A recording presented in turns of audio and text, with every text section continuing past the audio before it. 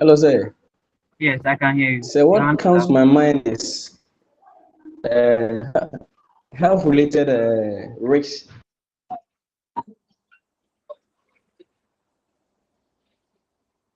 We are listening to you, Ima. Working in the lab. Can you go over it again? Please, what comes to my mind is health-related risks or some of the exposures that you can encounter when you work in the chemical lab. Okay. Any other? If you have any idea, you raise your hand and then we grant you the floor and you talk. Angela. Yes, please. Yes, your hand is up. Oh, yes. It is concerned with work-related diseases or injuries, which promotes or which should be promoted by health workers, and then its safety. Okay. Emmanuel Asante, is your hand still up or is the initial one you? Sir, My name is. I mean, let's say they don't know my name. I mean, I get it spicy in the picture. I will let me say. Gabriel. But then, as I enter the right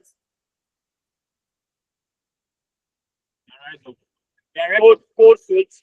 Gabriel, can you please use the microphone? Why, guy? This they don't use that phone. They don't take fast food. So why they use the road? So why is like no? How you go reach that place? They know they use these cars. They know they put them for road. Then they put them for that thing to trailer. No bed. Gabriel. They come here that's why. Take out. Gabriel, please turn your microphone off. The fair guy. Gabriel. The fair guy.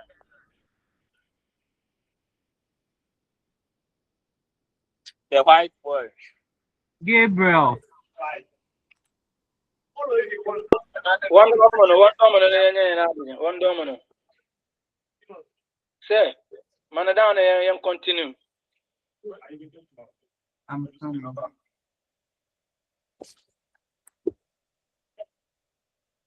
Okay, so let's continue. So we say occupational health. Occupational health is the study of occupational hazard of the working environment in an organization and the use of methods to control these hazards to prevent accidents.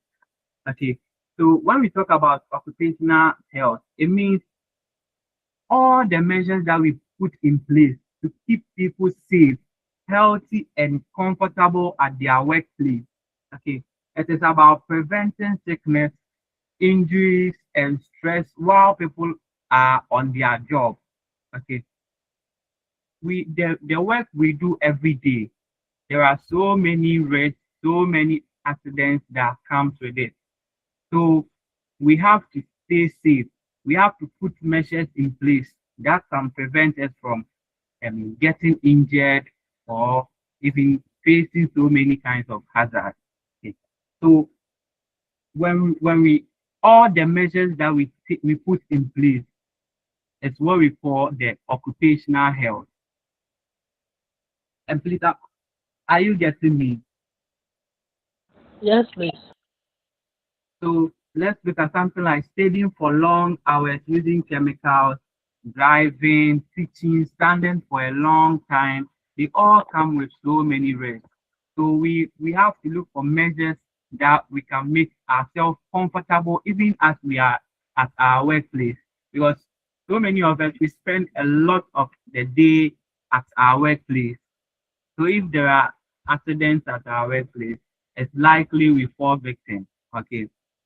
So this course is going to help us study the various hazards that are at our workplace. And then we look at measures that we can use to control them.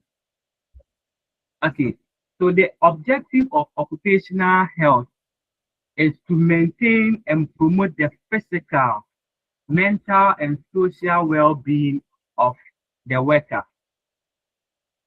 So we can say that occupational health aims at the physical, preventing accidents, like preventing injuries, and then mental stress and fatigue, and then the social well-being, the relationship between workers. Okay, that is what occupational health aims at. Okay, it is aiming at maintaining and promoting the physical health. Okay, occupational health is also to prevent occupational diseases and injuries. We put in place measures that can help us prevent accidents or diseases. People go to work and then they get exposed to so many chemicals, so many things that cause them long-term injuries. Some people don't even recover from them. So this is what we want to do to protect our workers, okay? Protect ourselves and our workers from these kinds of accidents. And also to adapt the workplace environment to the need of the worker. What does that mean?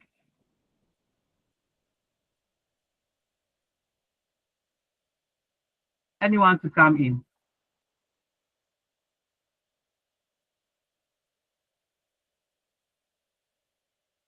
Hello?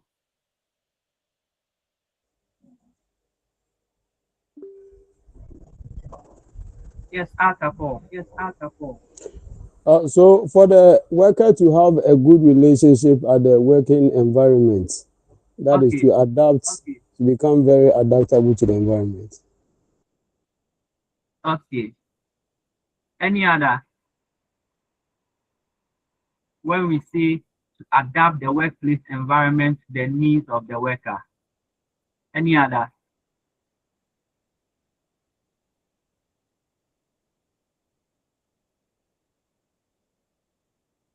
But then what is the okay, Angela?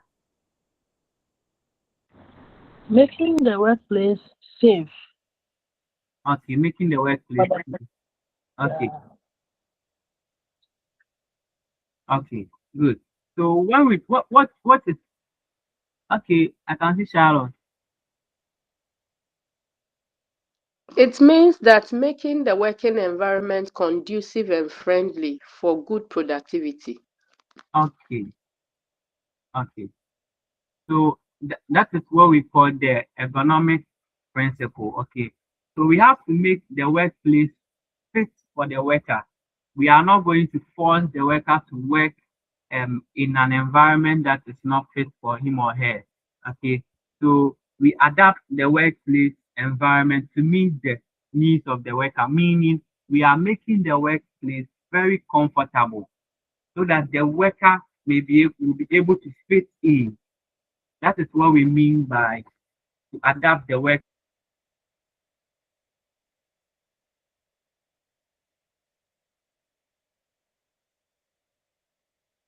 environment to meet the needs. Now, we should be able to prevent occupational hazard, get rid of it. That one is better than preventing it, than curing it. Because some of these injuries, people might not be able to recover from it. And then even though if we cure it, we lose a lot of money. Okay, money that is supposed to be used for production processes and stuff, they get into the hospital bills and also employee compensation. So it is better we prevent accidents rather than curing them. Okay. Let's move on. So according to International Labour Organization and the World Health Organization Committee on Occupational Health, at their first session of the 19th, during their first session in 1950, and then they revised this explanation in 1995. They said occupational health should aim at the following. Okay, they said occupational health should promote and maintain to the highest degree of physical, mental, and social well-being. When we say to the highest degree, it means there should be no chance of accident. So the worker should be protected to the highest level, meaning there should be nothing like accident related at the workplace. Okay, the prevention among workers of adverse effects, any kind of work-related accidents, work-related injuries, we are supposed to prevent them among workers. These are all stating that the worker is supposed to be protected. The worker is supposed to be safe. This is the aim of occupational health.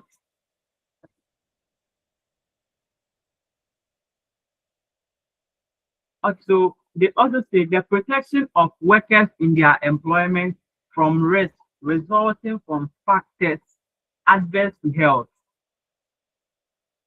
Again, the placing and maintenance of worker in an occupational environment adapted to his physiological and psychological capability. So we should make the workplace fit for the worker. Each worker and his or her ability, his or her physical and psychological ability. So we should make the worker fit where the worker is supposed to be placed in there. Okay. Now, let's look at some of the challenges of occupational health. One major challenge of occupational health is the problem linked with new information and technology. So, anyone to explain that for us? The first point.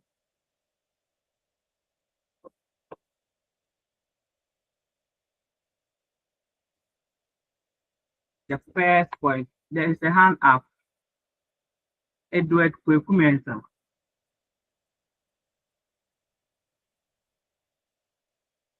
Edward.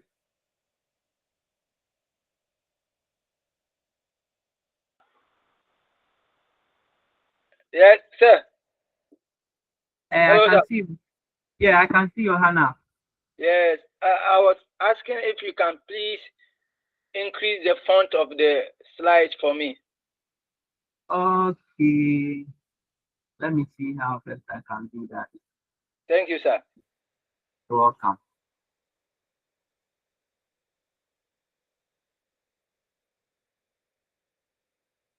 Is it okay?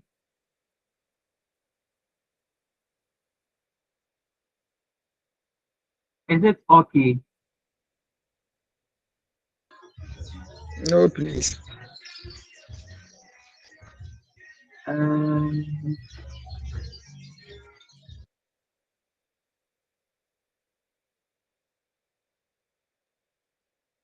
It's too small, crowd. Okay. Man. It's okay now. This one is fine with me. I don't know about my friends, so they can also verify if they are also okay. Sir, when you zoom into all the content is not appearing on the screen. yes, when you zoom it just go off. Is it okay now? Yeah, it's Okay. okay. Yes, okay. This one is fine, sir. It's okay now. Okay, sure. Okay. So, yes, like I was saying, the important challenges of occupational health. And the first point is occupational health problems linked to new information technologies and automation. Let's see how we can best explain that. How do you understand that point?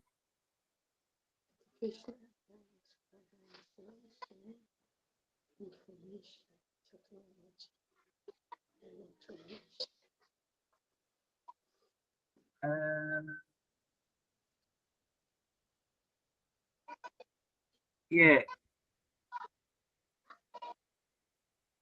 Occupational health problems linked to new information technology. Is anyone sign up?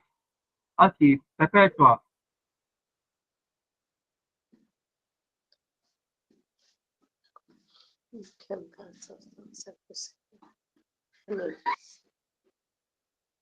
Perpetua.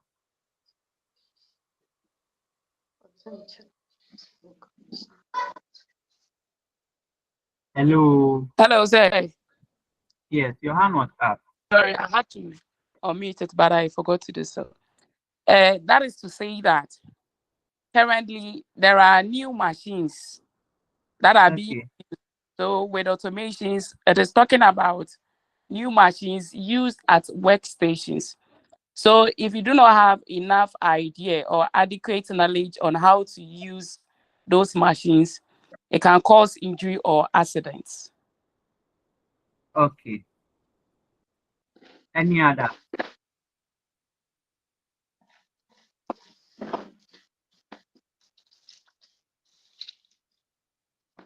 Emmanuel Asante. Hello, sir. Yes. For example, the use of X-ray machines and the emissions of the radiations. Okay. Uh, Yes, I think there is another hand up.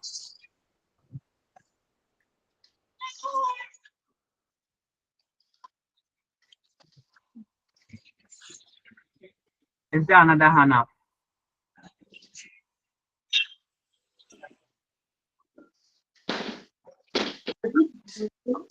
Okay.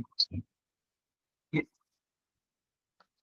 Okay, so when we talk about occupational health problems linked to new information and technology, we are looking at the creation of new machines like mobile phones, laptops, and those other technological machines that we are using at the workplace. You see, these machines comes with a lot of risk. So if you don't know how to manage them, you don't know how to use them properly, you might get associated with so many hazards. Some of them which are the strain, some people use computers for a long time. If you don't know the help tips with how to use it, you might get strains and radiations. These are what some of the challenges of occupational hazard. Even though we are trying to make the worker feel comfortable, safe, but then there are some of these technologies we cannot do away with them. So they still, okay, so they still cause, Okay. hello, so they still cause accidents for us. Okay, now we are looking at physical energy, the new chemical substances and physical energy. The modern industries, they introduce new chemicals, radiations, noise, heat, and vibration that may pose unknown health risks. Every day there is a new chemical substance that is released. So if we don't have much idea of these chemicals, even though they are helping us with our lab, they are helping us with in our industries, but then they have some health risks that they pose. So there is a need for us to know how to handle them with care so that we don't get into these hazards. Now, and then the third one, we say health hazards associated with new biotechnologies. What are some of the biotechnologies that we know?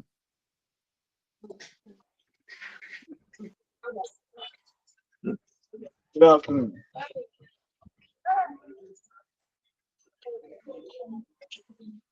Hello.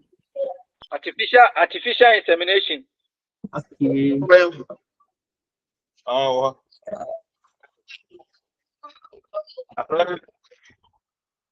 Yes, please let me hear you. There's a hand up. Okay, Yakubu.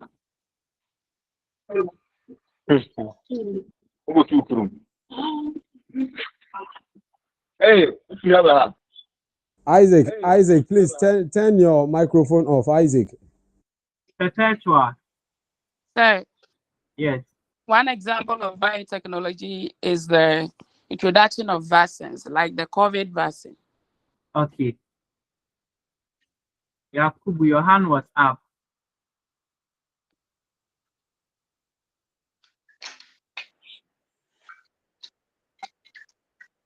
Okay. So all the mentions I'm are sorry, it was a mistake. okay. And then we can also look at some biotechnologies like the genetically modified. Angela, Yes, please. yes, Yes, please. your hand was up. Yes, yeah. We also have the genetically modified crops Yes, like maize and others. yes. So that was what I was talking about. So we have these genetically modified crops, which also comes with their own risk. Taking too much of them have the risk they pose to us.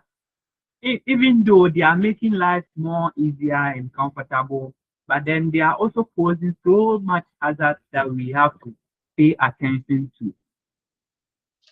Okay. Then we can also look at the transfer of hazardous technology. So most of the time, these developed countries, they tend to transfer hazardous technologies to the developing ones. You see, these developed countries, they already have fair ideas about their technology. But when they start introducing it to the developing countries, because the developing countries do not have enough idea or enough knowledge about it, it starts to pose so many hazards. Okay, Hey, now see a pantamo. A little maybe and also aging working population. Salads. The working population, they are aging, they are growing, and then they become vulnerable. Okay, their system become weak, and they cannot stand this so many of these chemicals. It easily have effect on them. So the aging working population also becomes a challenge for the occupational health. And then special problems of vulnerable and undeserved groups, including migrants. Now, people who travel to work at different countries, they tend to face so many safety challenges because they are not from there. Any work at all that is given to them without proper knowledge, without proper training, they just grab it because we want money.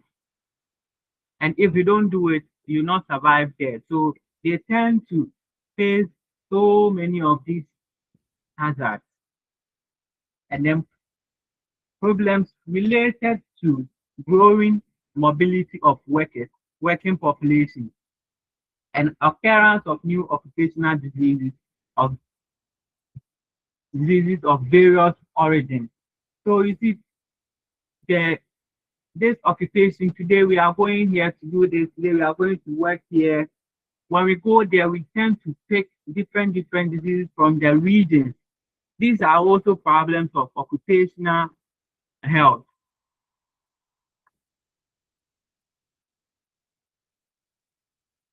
Now let's look at what safety is.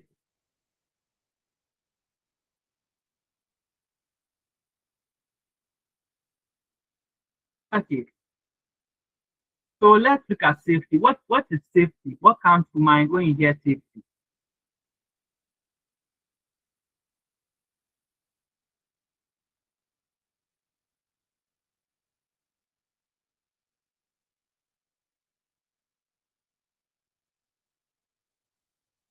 Hello. Yes, Charlotte. Safety is a conscious effort Okay. made to prevent all forms of danger or injury at a specified place. Okay. Yeah, Edward. We can also say that it is the act It is the act of being careful in the working environment. Okay. The act of being careful, extremely careful in the working environment. Okay. Emmanuel Asante. To No, avoid sir, hazard. please. There are measures or precautions that you take when you're working in an environment. For example, the mines. Okay. So we say safety is an affirmative measure or affirmative action. When we say affirmative action, it means it's a deliberate action or it's a deliberate measure that is based on awareness of personal responsibility. When we say you are aware of your personal responsibility, it means that you recognize and accept that your actions or choices or even your decisions have consequences, and then you should be accountable for this decision.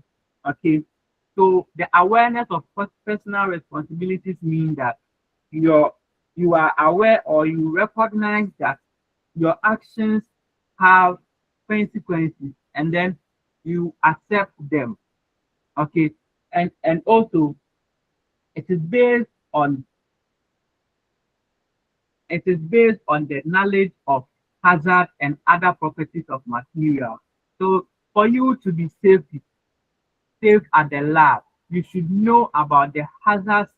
You should know about hazards that are associated with the lab, and then other properties of material, other things that are used at the lab, and what they can or how they can affect you.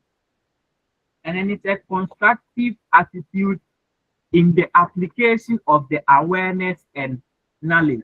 Now, once you have become aware and then you have the knowledge, how you apply them is also part of what? Being safe at the lab. Now, if you look at the image that is there, we have a worker who has put on everything that is going to make him safe at the lab. Okay, we will get into that in the meantime.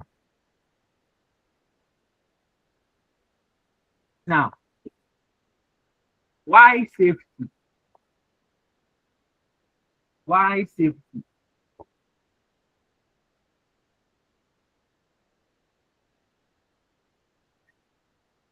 What can you say about the image that is there?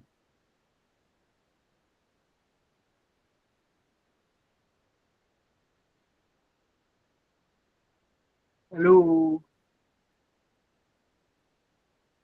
can you hear me? Hi. Yes, we can hear you. Yes, sir, we can hear you, sir.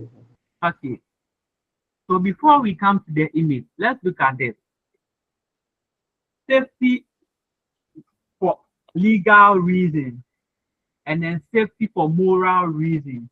Okay, so let's look at safety for legal reasons. Safety is required by law, and every employer must obey that law. So there is a law and that ensures that employers provide measures that keep their workers safe. Okay, there is a state law that holds employers accountable for how they take care of how they take the safety of their workers. And then when we come to the moral part, safety is a moral duty, and every employer is supposed to abide by it. So we have safety in a legal sense, and then we have safety in the moral sense. Okay. So now let's look at the image. Let's look at the image we have over here. What can you say about this image? Oh, I'm coming.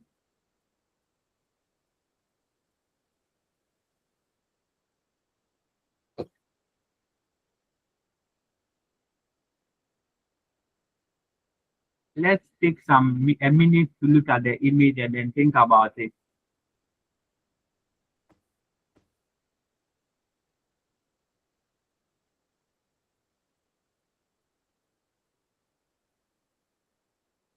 Okay, so now what can we say about this image?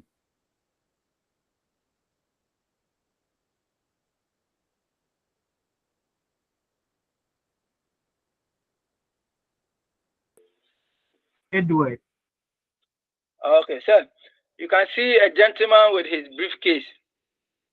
Okay. Looking at two signboards with arrows. Okay.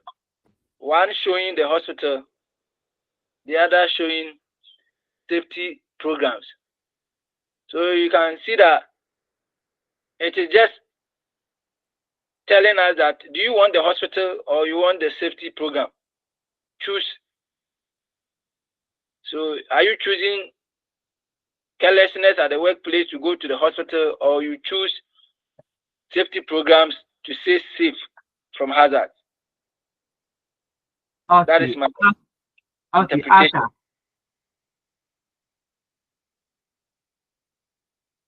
Yes, Arthur, your hand was up.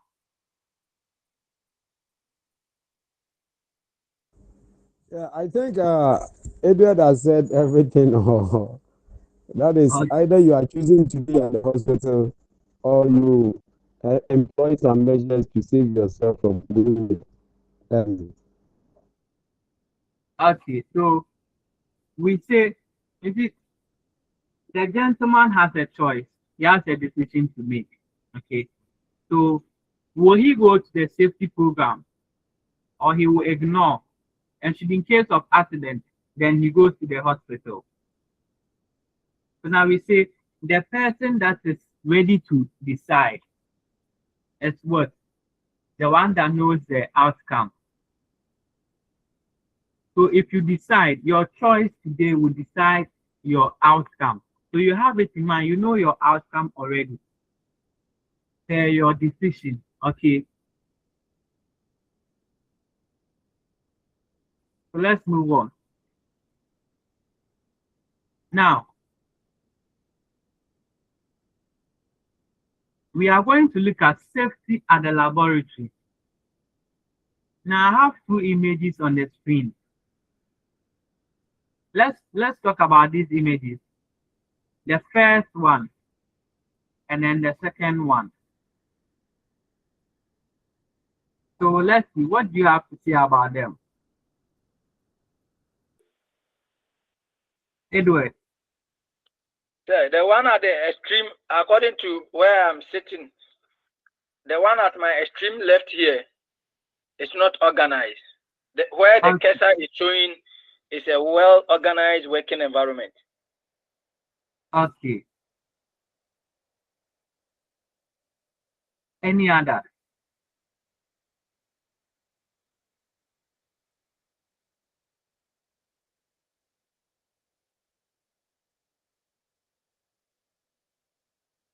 Any other contribution?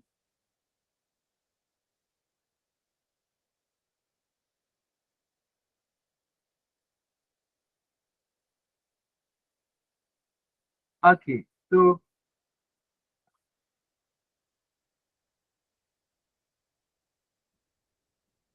we say a well-kept lab coincides with better research and safe environment. So when you look at this lab, you can see that there are the equipment are scattered on the lab bench.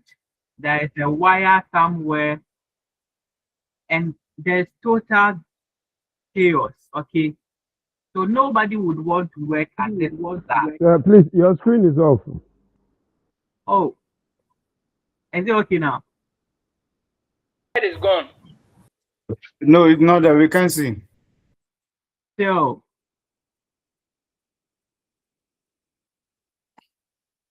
Still.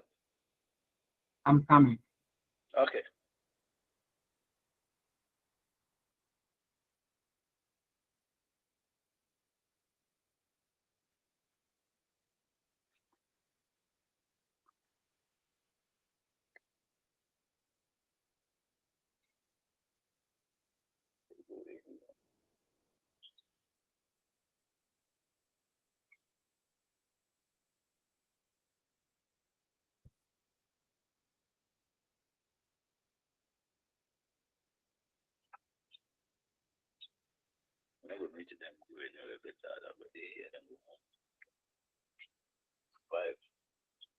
Is it back now?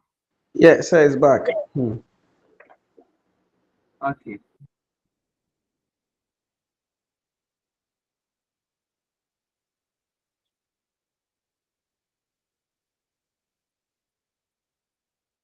Okay.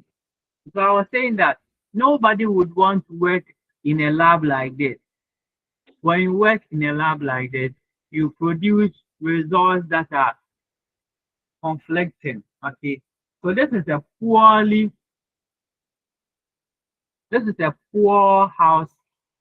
housekeeping. And then when you look at the right part, you could see that everything is organized correctly. Okay, this is how you want the lab to be. When you are working at the lab on your left, it's likely you fall into accidents. You get so many issues. But with the other one, you are safe. Now, why is occupational health and safety important? Okay. So let's say work plays the central role in people's lives. Okay. When we wake up, we go to work. Every single day we go to work. Some people even go to work on weekends. So work is an important factor in everybody's life. Okay. And then some people even spend 8 hours at least. That's the least one, at least 8 hours in their workplace, whether at a plantation, in the office or factory. Okay. So if we are spending much time there, then we have to make that place safe for us because that is where we are mostly found. And then workforce is the backbone of a country's development. We all know every country's development depends on the workforce. Okay, so we have to protect the workforce, and that's the aim of occupational health and safety. Healthy, well-trained, and motivated workers increase productivity and generate wealth that is necessary for the good health of the community at large. So when the workforce are motivated, they are healthy, they are strong, the workplace is safe for them. There is enough productivity because nobody is going to fall sick, nobody is going to be involved in an accident. There's no compensation we are going to pay for workers, which is going to reduce the productivity of the community. So a well-trained and motivated workforce increases the productivity.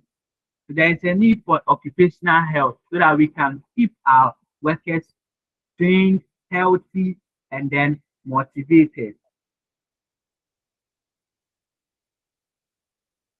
Now, occupational health and safety is important because every day workers all over the world are faced with multitude of health hazards. Okay, so where you work, you might come into contact with any of these dust, gases, noise, vibration, extreme temperatures. Okay, we always come into contact with them. There are a lot that are not here. So if we are coming into contact with all this every day, then there is a need for us to put in place measures that will protect or keep us from falling victims of these accidents. Okay.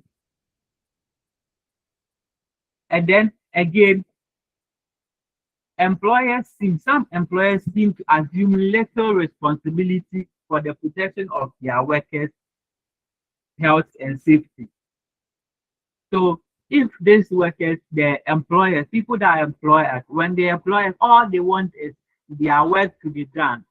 Some of them don't care if the place is comfortable, the place is safe, how we go through to provide the work done. They don't care about that.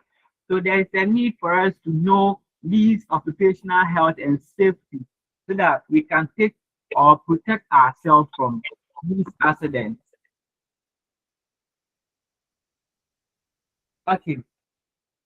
As a result of occupational health and as a result of the hazards and a lack of attention given to health and safety, work-related accidents increase accidents and diseases are common in all parts of the world.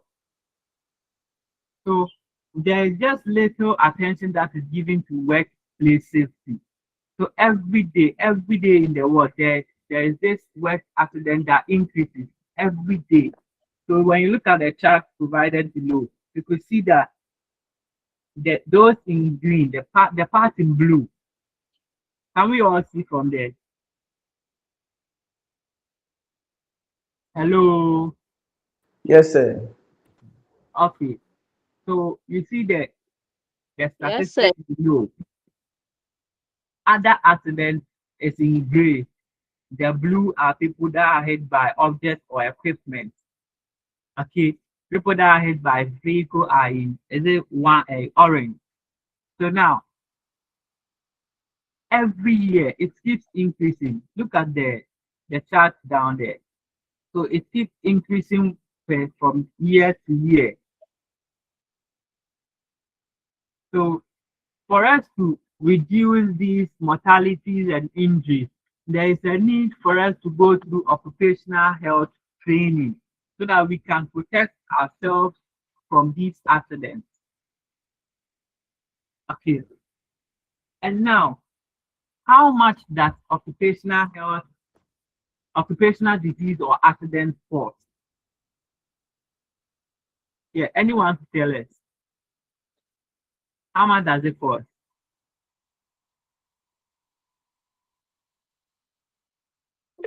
Isaac, It's expensive, very expensive. and it is relative. We don't have, Okay. it's relative. We don't have a specific. Depending on the kind of injury. Yes, sir. Okay. So some injury can even cost your life, or maybe you might not die, but then the kind of accident that you get involved in, you might not even be able to work again. You cannot come back to yourself anymore. Incapacitated. You said? You can be incapacitated. Yes. You can't work again. Yes, that is it. So because all we are saying is that occupational accidents and diseases, they are expensive. They cost more than money. So there is a need for us to protect ourselves. We take good care of ourselves, even when we are at the workplace. Good. And let's look at this. 1.2 million working people die of work-related accidents and diseases every year. Isn't that too huge? Are you with me? It is. Is there a hand? Is there a hand up? Hello. Oh, yeah, serious, oh. So every year, 1.2 million working people die of work-related. This is just deaths that are related to work, and 1.2 million people every year. And an amount of compensation that is paid and the number of cases reported increase yearly. So every year it keeps increasing. That means the health safety people are not obeying, or we are not practicing it well. More than 160 million workers fall ill each year due to workplace hazards. You see, so there are evidence that occupational health and safety is needed. If we don't want to fall victim of these kind of accidents, we have to have a knowledge of occupational health so that we can stay safe, or we can make our workplace safe for us. It's not only about the chemistry lab. Even in the classroom, you'll be working You'll be standing the whole day to teach. You don't have measures to control your posture. You always standing. These are all work-related accidents that we face each day. Now, UN estimates 10 million occupational disease cases occur each year globally.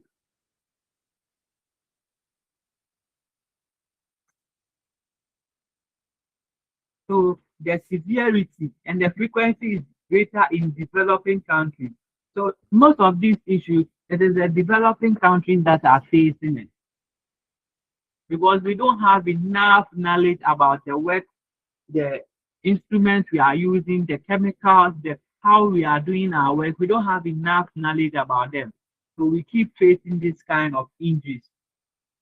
And then women, children, and migrants, people who travel, like I said earlier, people who travel to work, they face most of these challenges. If you travel, your work, any work that comes, you embrace it. And then it is not protected. Your safety is not assured. So we hear of most people who travel and they are misused, they are giving them any kind of work to do. People travel and they come to stay.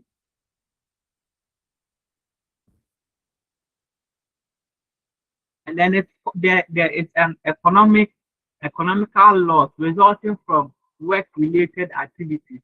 If we are supposed to be paying compensation to people who die, people who get injured, you see the work, the employer will not just leave the person that has been injured. There is supposed to be a compensation for the person. If he or she is not coming to work anymore, how is he going to survive? How is the family going to survive? So there is compensation that will be paid to the family. And all these are coming from the account of the employer, which is causing the government economical loss. Okay, so now let's look at some common forms of chemical interaction. Now let's look at explanation for the anyone to take us through this one.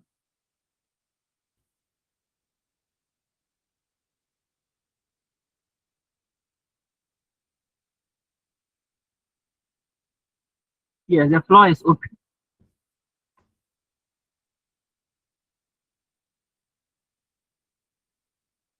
Hello.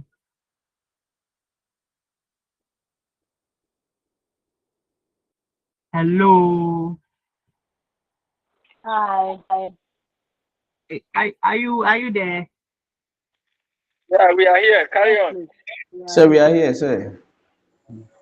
Hey, and you people are quiet. We are assimilating from your side. So carry on, sir. Okay. So we say additive effect. It is one which the combined effect of two substances is equal to the sum of each.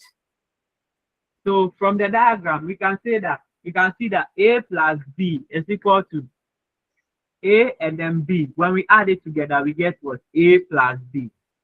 So the effect of the two combined is equal to the effect of each of them. Are we getting it? Yes, sir. Okay. So when we add A and then B, we are going to get an effect of both A and then B.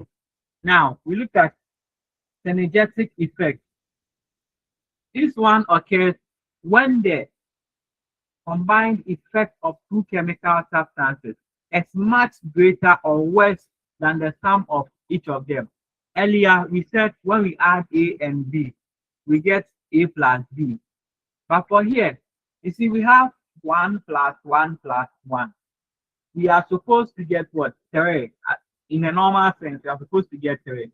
But the effect of this combination is greater than the effect of each of them. So the effect of 1 plus 1 plus 1 is supposed to be 3. But here we are getting 4, which means the effect of the combined substances is greater than what? The effect of each of them. Are we okay? No, sir. Okay. So Please, I'm we not say, okay. okay, so we say synergistic effect occurs when the combined effect of two chemical substances. You see, initially we had A plus B, and then we say it's what? A and then A plus B. When we add A and B, we get what? A plus B, right? So here we have 1 plus 1 plus 1. When we are taking this back to the additive effect, we will get what? 3. We are supposed to get 3. Please, are you following? Yes, sir. Okay. But in So, this, sir. okay. Hello, sir. Yes, I'm So, listening. if I understand what you are saying very well, let's take, for example, the addictive effect. Okay. You take let's say lemon and then lemon and orange, lemon and then oil. Is you understand? Yes. So lemon is citric acid, and Okay. then the oil, the palmitic acid. So maybe there will be a reaction. So like the Okay. addition reaction, you are saying that the effect will be the combination of the two chemicals that you are adding, right? Yes. Okay. But now the synergistic effect. It is this place Okay. that I'm not getting. So what I'm trying to say that in the same vein, if you Okay. take, let's say, lemon or citric acid and then oil, the Okay. effect that you will get will be more than the combination Yes. of the two. Yes, Is that is what that it? yes, that is it. Okay, can I come in, sir? Yes, come in. And please, how does that one? Okay, so You see how does it? I understand it from this way. Like Okay. the additive, like my brother gave that scenario. You get the effect of the lemon, right? Yes. And get the effect of the other The product, palm. the palm Yes. oil. Yes. So the palm oil, the negative effect of the use of the palm oil, and that of the offenders. The lemon. The lemon. Okay. But in the synergistic effect, you know, Lemon. it's like it's doubled. Yes. There is Double. an Combination. You get the effect of both. yes. Then Plus, you get the effect of the two multiplied. you get That it. is Yes. my understanding. No? Yes. Do you That understand? is it. That is what we are trying to say. You get the effect of the individuals. Then after that, the effect of the individuals multiply will also give you another effect. That is the synergistic effect. That is my understanding. And please, are you okay now? So sir, please, mathematically, no. Let's look at, because you were using a mathematical representation in the addictive effect. Okay. So mathematically, you know, when you bring it to the synergistic effect, you know, Okay. how do you get 4? Because if it's quadruples, if it is twice, then it's supposed to be 6. But here it is 4. Yes. If it is, so I don't know. This is an illustration. Okay. So I'm trying to tell you that. Come again. This is an illustration. So all I'm trying to say is that in a normal sense, 1 plus 1 plus 1 is supposed to be 3. But in this case, there is another effect which is making it what? 4. So it means the effect of the 3 is what? Increasing over here. So it's not automatic that you can even get 1 plus 1 plus 1 making 5. It's still synergistic effect. Okay, the laid down principle is that the effect of what you are adding, the effect is going to be more than the effect of the individual. the effect of the sum. The combined Yes. effect is going to be more than the individual effect. Yes. So, sir, hello. Yes, I'm listening. I'm getting it, but you see, if the question is posed so that we will be able to Yes. get a very clear. That's why I'm asking this question. That let's take, for example, you take tramadol, Okay. alcohol, Okay. and then maybe this what how do they call it, aphrodisiac drugs and other things. They have similar effects, but some say if they want to be on a high, they increase the intake. All of them are stimulant or something like that. So in that case, in the synergistic effect, they will all stimulate you, and then when they all combine, they add another stimulant. Or is that what you are trying to say? Yo. So what I'm trying to say is that looking at this, I'm saying that this image is just an illustration, okay? But the laid down principle is that when you are adding the left side is what we call the reactant, right?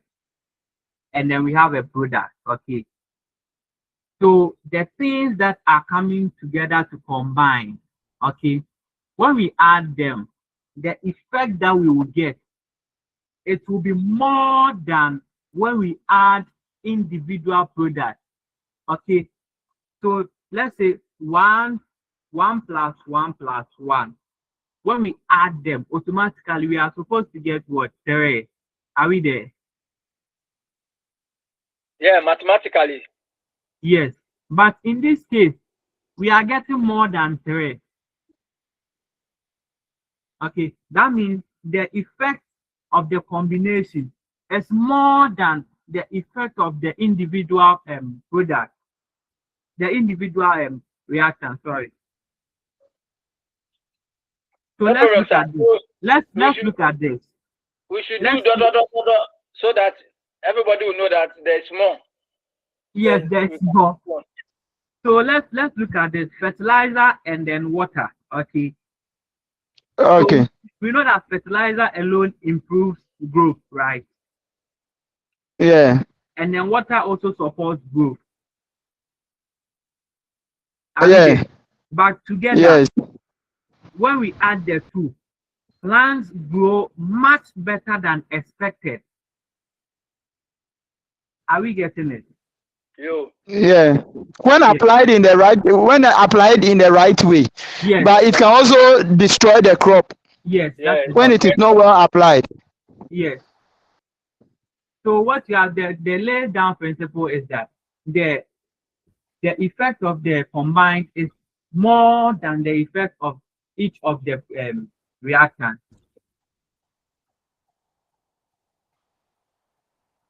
So can we move on now? Yeah, Joseph, agree. Let's go. Yes, sir. Okay, so let's look at antagonistic effect. So here, it occurs when the toxic effect of the combination of chemical substance is less than what would be expected. Is this one also clear? Hello? Yes, sir. Is this one clear? So yeah, you see we have 1 plus 1, which is also giving us 1. So it means the effect of the product is less than the effect of each of them. The reactant. Yes, the effect of the product is less than the effect of the individual reactant. Yes. So this one, can we say neutralization reaction? Yes, it's an example of it. Example of neutralization reaction. Yes. Okay. So let's move on. So these are some safety codes that we have. It says it's better 1,000 times careful than once dead. And then we have safety is a cheap and effective insurance policy. Safety means first aid to be uninjured. And then prepare and prevent. Don't repair and repent. Okay, so these are just some quotes I'm sharing with you. Now we are moving to laboratory design and installation 1. Now, what is So, sir, hello, sir. Yes. Sir, please, there is a question. I just want to find out from you. So, let's say, for example, UCC questions. Let's say they give you alcohol and water. Maybe at the workplace, someone takes alcohol and water, and then they ask you the type of effect that is suffering. The person is suffering. Okay. Which of the 3 effects that you taught us addictive? Is it addiction? Synergistic and then the antagonistic. Which one will bring it will which of the effects is caused by maybe alcohol and water? So when the question is posted, it will be in a scenario that will give you an idea. Okay, so it will be in a way that when a person took the water and alcohol, how did they react? How did the person react to it? Okay, normally when you take alcohol and then you take water, when you add water to alcohol, what happens? You neutralize it. Okay. Yeah. So in that case, it becomes what? The effect reduces. Antagonistic. Yes. So it becomes antagonistic. That is it. But most of the time, how the question will be posted, how the person reacted to the question, the chemical combination, that will determine the kind of reaction it is. So, sir, okay, I understand. So right now, let's take in the chemistry lab, mostly we react acid and then water, and then it reacts vigorously when you pour water on an acid. So when you pour water, when you pour water on an acid, okay, in that case, you are increasing you cause explosion. Okay. Yes. In a normal sense, it's supposed to be neutral, but then it increases, which becomes a synergistic effect. So that's why you compare how the question is posted. That's why you know the kind of effect or reaction we are talking about. Okay. Thank you, sir. You're welcome. So, what is a laboratory?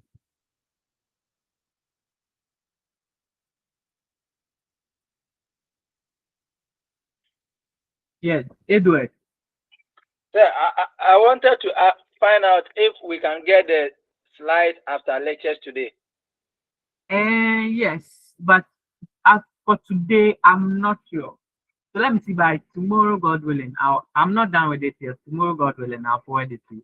So okay, sir. Do you have a course prep? For the chemistry, we have our individual groups do, but so do you have a group for safety? Safety. This course. We have a group for the chemistry. Okay, so you choose a course rep, and then the person to contact me. Okay. Yes, and then I'll send the slide when I'm done preparing. I'll send it. Okay, sir. Okay. So let's go back to what a laboratory is. What is a laboratory? Hey, where are the rest? Angela or Marco saying? We are here. Angela, we are here. And you've left the class for only about 4 of us. Yeah. So what is a lab? What is a laboratory? Laboratory is a building made of which have been put up to keep chemicals for scientific purposes and others. Okay. Any other? Hello, sir. Yes, I can hear you. Laboratory is a place where experiment is made. Okay. Is there any other coming or I should continue?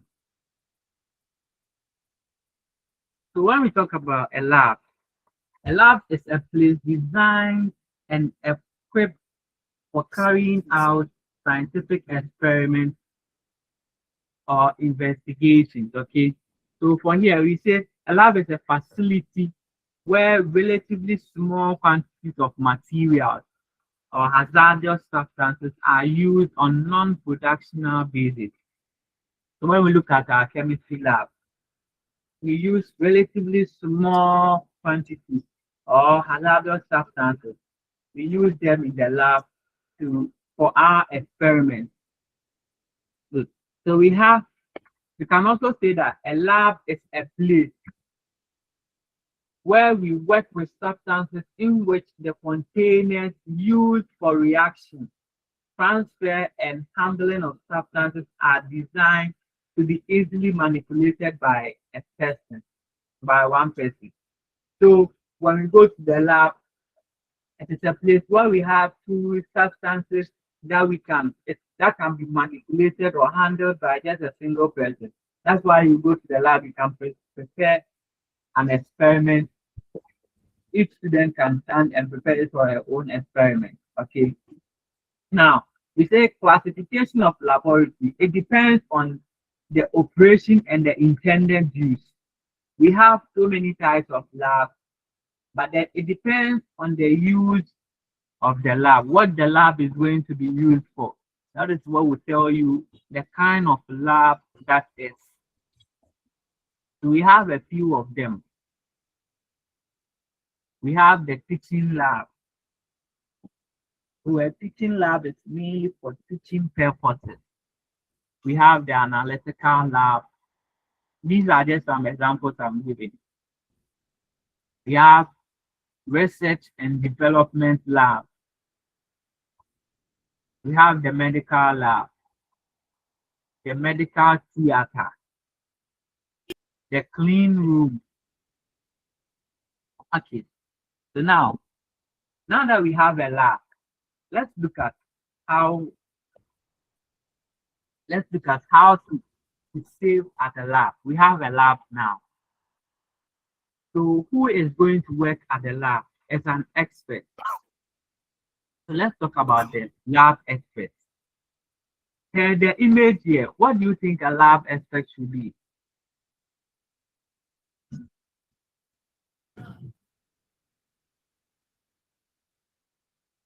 Yeah, hello. Hi. Hello. So hello. Yes, Isaac. Or is that Joseph? Yeah, Joseph. Okay, Joseph, after that, then Isaac. Let me hear you. So I want to say that per the diagram, you said that the lab experts should have in-depth knowledge about whatever happens or supposed to happen in the facility or in the lab setting. Okay. Mhm. Isaac.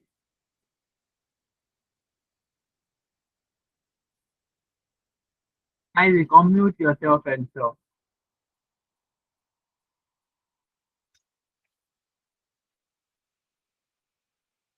Is Isaac there?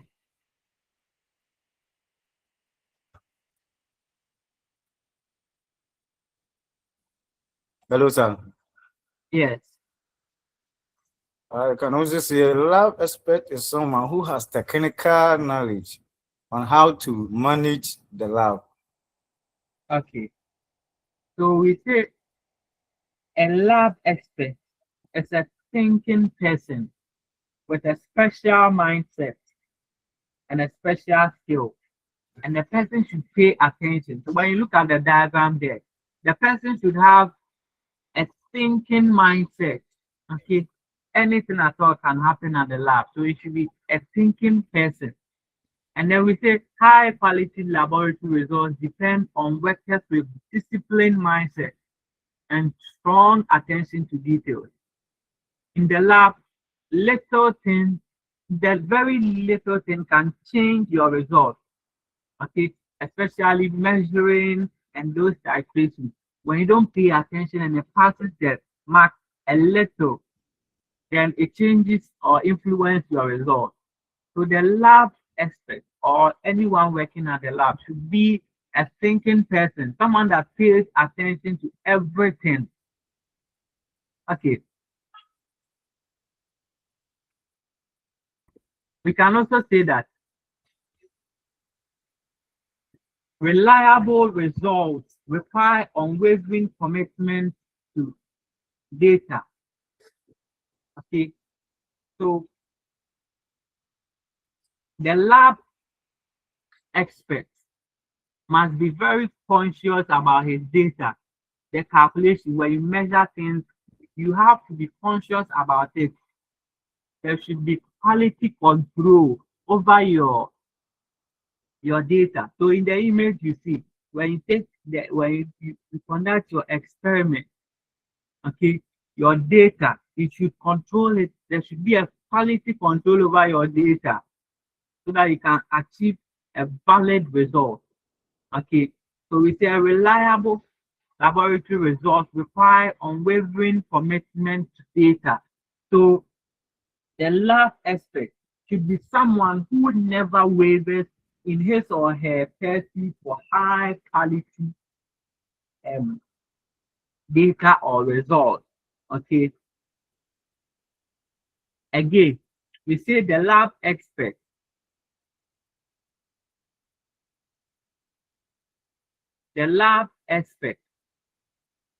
even in simple things, look at the diagram down there.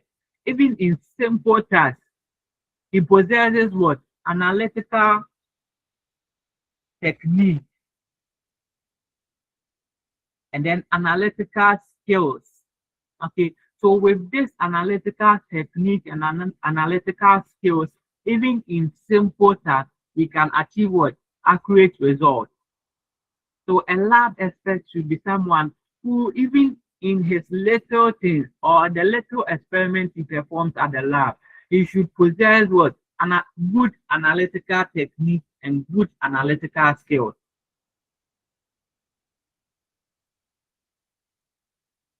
Okay.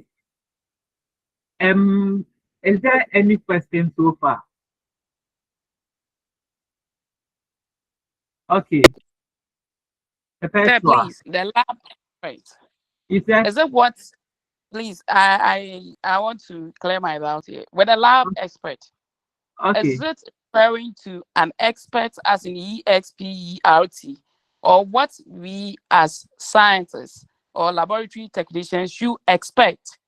That is during, before, and after an experiment, or does it refer to a person? Oh, there is it's supposed to be a person, an expert. Sorry. Oh, okay. Yes. Thank you. So it's SPERT rather. All right, thank you, sir. Yes, yes. So we are talking about an expert, someone who is working at the lab. Yes, any other?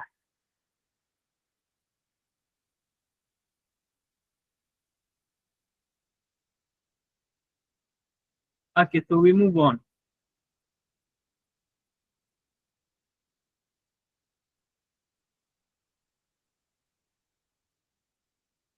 So let's look at specific laboratory training. Specific laboratory training must include the physical and health hazard of chemicals being used at the lab. So before you use the lab or before you work at the lab, you should go through these training. You should know the physical. You should know the physical and health hazards of the chemicals that are being used at the lab. If you are taking this chemical, you are working with this chemical, you should know the kind of health hazard, the physical hazard, and then the kind of health hazard that is associated with that particular chemical. Okay, and you should know how individuals can protect themselves while using the hazardous chemicals. Once you have the chemical at the lab, one, you have to know the health hazard associated with it. And then should in case that hazard occurs, you should know, you should know how to protect yourself first so that you can prevent it from even occurring. Okay, so when you are using chemicals that are volatile, they can easily get into your nose. You must be in your nose mask. So you should know how to protect yourself from using such chemicals. And then how to detect the release of chemicals. You should be able to know that, oh, there has been a release of this chemical. And then what to do. Should in case the chemical is released, what do you have to do? You should know all this. And this level of training is provided by those in charge of the lab, and instrument is specific to the lab you use. So per the lab you use, okay, that is where per the lab, that will tell you the kind of instrument that are there. And then the particular the particular level of training that you need in that particular lab. So the specific laboratory trainings must include the physical health hazard. You should know the physical health hazard associated with the chemical, how individuals can protect themselves, how to detect the release of the chemical, and what to do when the chemical is released. Now, let's look at what do you have to know? What do you need to know to be safe at the lab? Let me take some from you. Okay, so what do you need to know to be safe at the lab?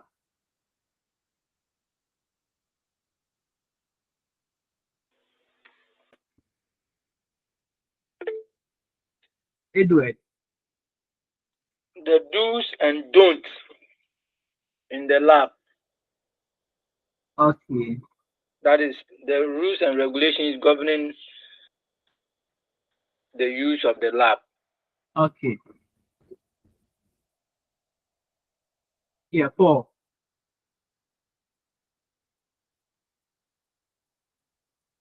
Yes, Paulata. Okay, about the safety precautions Yes, too. Paulata. Yeah, I mean, the safety precautions, that is the measures that you are going to use to prevent hazard.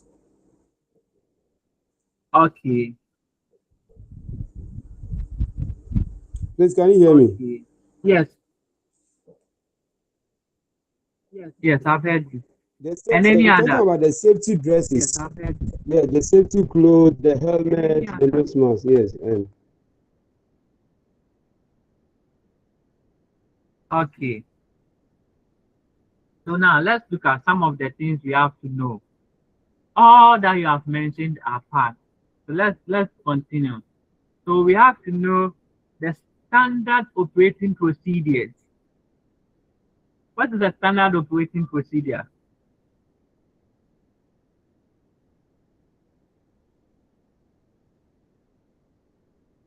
Let me see if I can mention someone. Mary, are you there?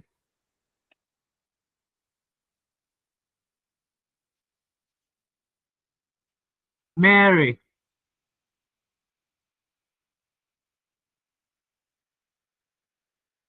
Hello, is Mary there? Absent from social gathering. Okay, wisdom. This is curricular activity. Okay, so wisdom.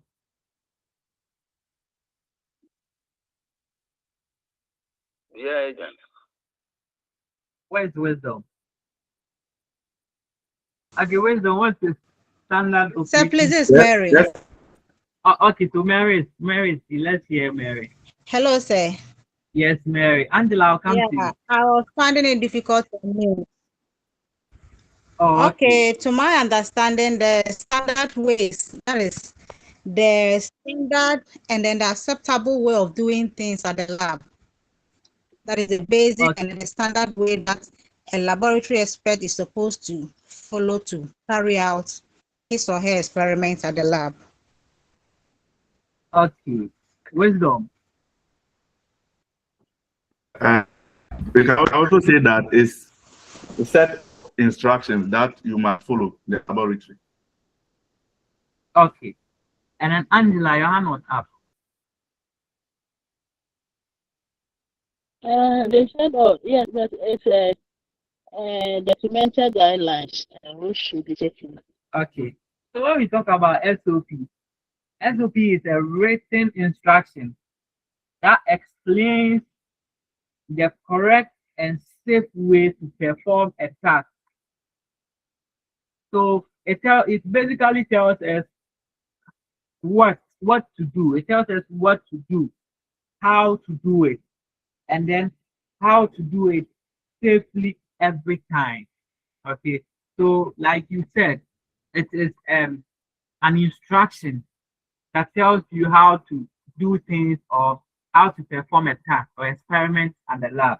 But then SOPs are not just limited to the lab. Most workplaces have SOPs. But when we come to our lab, our SOP is what is a written statement that tells us what to do, how to do it, and how to do it safely every day. Okay. Is that clear? Okay, so let's look at yes. Yes, sir. Now Yes, sir. let's look at chemical hygiene plan.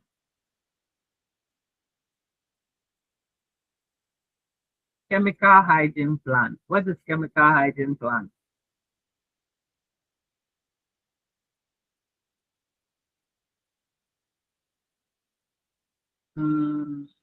Chemical hygiene plan.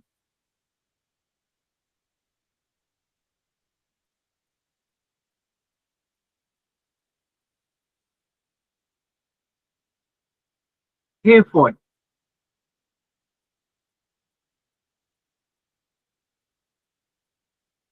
Okay, Edward, let's hear you. Chemical hygiene plan. I want to believe that, to my understanding, it is a set of instructions or plans that is designed for the expert in order to be able to use chemicals effectively without harming himself or without the substance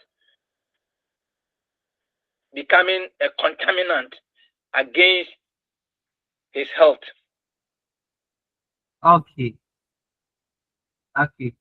So Hayford, are you ready now?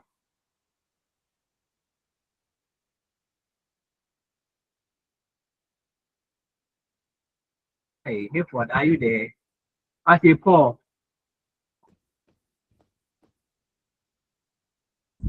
So for the chemical hygiene plan, I would say the guidelines on how chemicals are being used at the laboratory. Okay. So when we talk about the chemical hygiene plan, these are plans that explain how chemicals should be handled, stored, used, disposed safely in the lab. So mostly they come with the chemical. When you buy them, it comes with them. So it's just a handle. It shows you how you handle the chemical, how it should be stored, every chemical, and then how it should be stored. So the chemical comes with the chemical hygiene plan, the plan that shows you how you should handle the chemical, how you should store it, how you should use it, and even how to dispose it safely. Okay, it's, it is like a safety rule, a rule book for chemical safety in the lab. It tells how to work with um it tells how to work safely with the chemicals. Okay, so we'll look at globally harmonized systems. And then when we say globally harmonized systems, they are international systems used to classify chemicals and communicate their hazard through labels and symbols. So we see most symbols on chemicals. When you buy a chemical, you see symbols on them. Or even when they are transporting chemicals, you see the symbols on them. So these are the international system. It is called the globally harmonized system. It's an international system that is used to classify chemicals and communicate their hazards. So when you see the symbol, it tells you the kind of hazard that the chemical comes with. It's a worldwide safety language.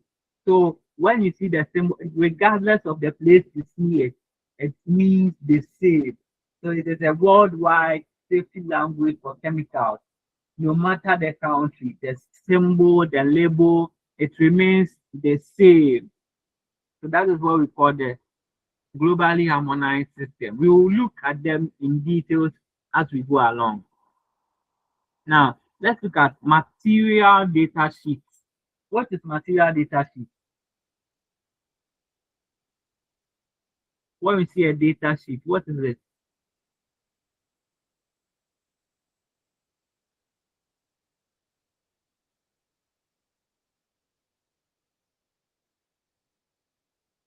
Hello. Hi.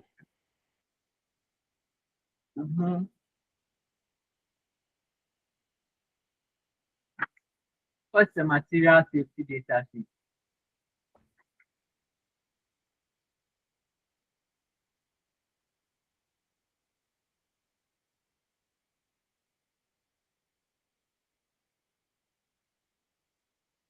Is any hand up?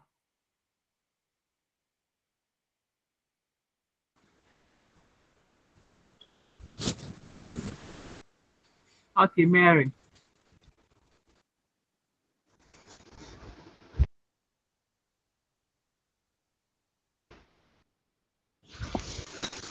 Okay, sir. Material data sheet is I would say that it's a document or a book that tells the user how dangerous the chemical he's using is, and then how to use it, how to store, and then how to also dispose it after using, and also how to respond to emergencies involving the use of that chemical. Okay. Okay. Any other?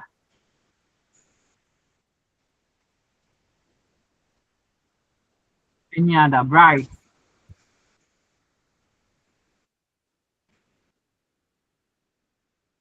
Where is Bright? Bright Bimpong.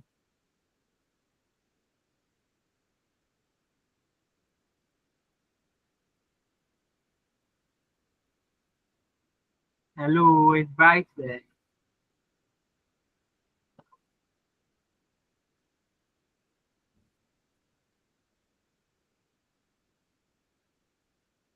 Hey, Bright is not here.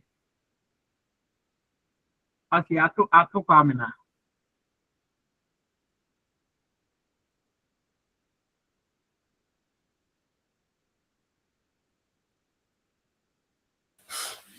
Hello. Yes. Good evening, sir. Good evening. Please, materials safety data sheet, I think, is a sheet or document that contains the chemicals and the symbol which indicate how dangerous the chemicals are. Okay. Okay, so we say material safety data. Okay, Edward. So can we say that it is a document or an inventory of it's an inventory that takes records of materials. Inventory that take records of chemicals in the laboratory. Okay. There was another hand. 4. 4. Okay, Emmanuel Asante. Hello, sir. Okay, Please, Emmanuel Asante. it provides, yes, it provides detailed information about the chemical being used. Okay, Mary.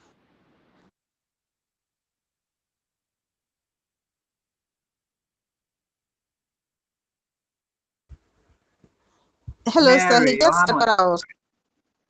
Yeah, the one who just spoke said what I was about to say. It Okay, gives okay, details of what. okay. So material data sheet, it's a document that provides detailed information about the chemical, including its hazards, the safe handling, the storage, and the emergency procedure.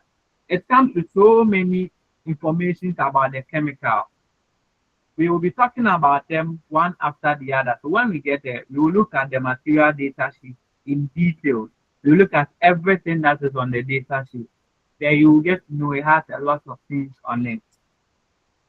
Okay. So all these that I've said, they are things you need to know so that you can be safe at the lab. Okay. We also have safety equipment.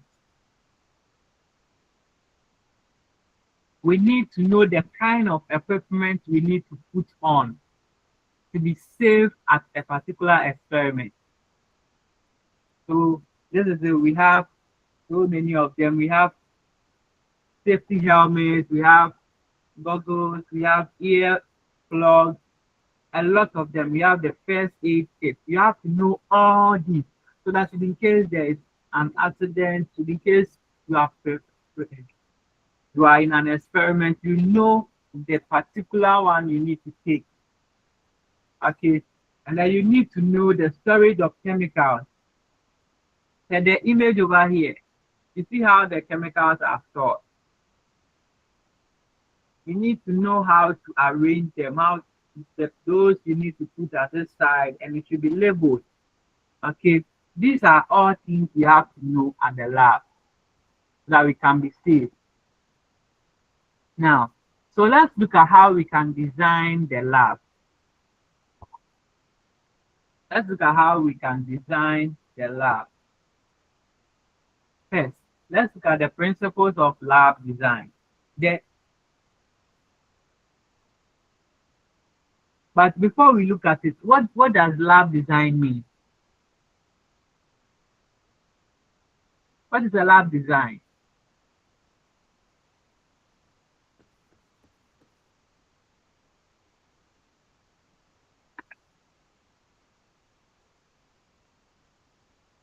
Here, Emmanuel Asante.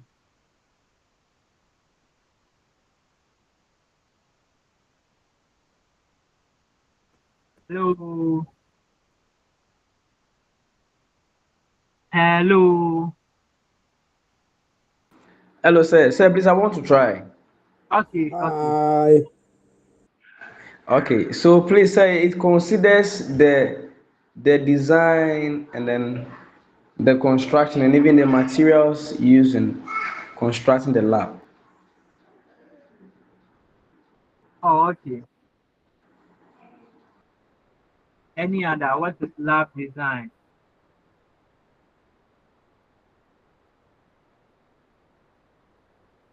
Yes, lab design.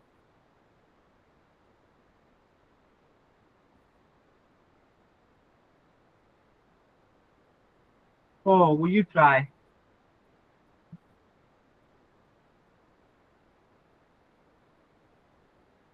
Okay, so when we talk about laboratory design, it is the planning and then arrangement of a lab to ensure it is safe, functional, and efficient for carrying out an experiment. So the various measures we put in place to arrange the devices, instruments, equipment at the lab to make it safe and to make it safe, functional, and then efficient for carrying out experiments. These procedures are what we call the lab design. Now, the aim of lab design is to introduce the creation of a comfortable, productive, and safe working environment. When we design the lab very well, there is a creation of comfortable area, a comfortable working space. If the working space is comfortable and it is safe for working, there is what increase in productivity. Okay. So we also provide ease of maintenance and ensure ergonomic principles are adhered.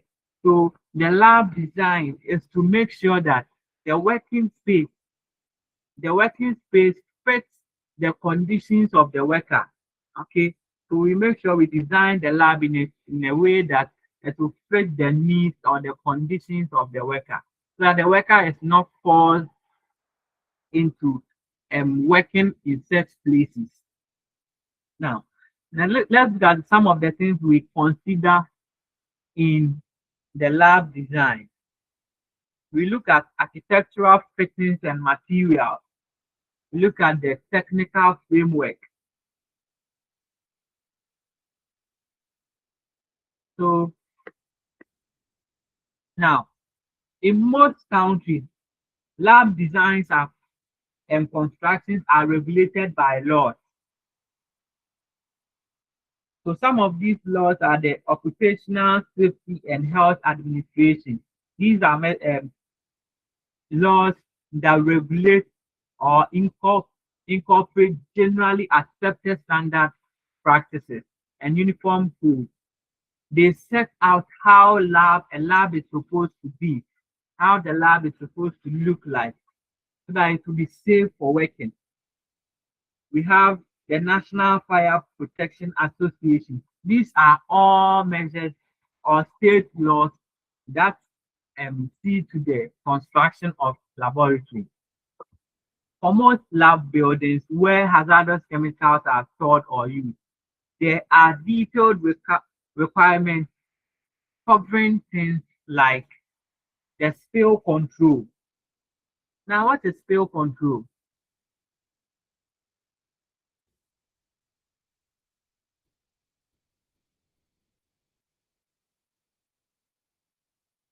So when we talk about the spill control, these are measures that are used to control or manage chemical spills. So in situations like that, we look at the spill tray and then the absorbent mask. Okay. So the lab is designed in such a way that it covers spill control. It covers drainage. So drainage is a way of removing liquid waste. So we have the sink, we have the floor drainage. Some labs, in a lab, we're supposed to have drainage on the floor and then the sink. So in case there is a liquid on the floor, it can easily pass through the floor drainage. And then we have the sink as well. And we look at contaminants. We look at containment. When we talk about containment, these are special enclosures to prevent exposure to hazardous substances. What are some of the examples of containment? Anyone to talk about some examples of a containment?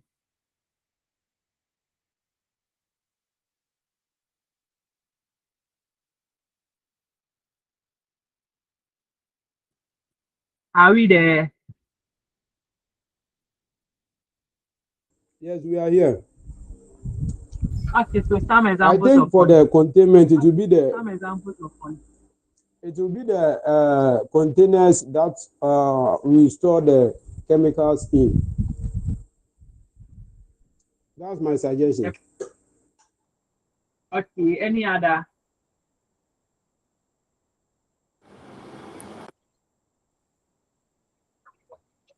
Yes, Angela. This gloves boxes. The bottles have a footnote N. Okay. And then what else?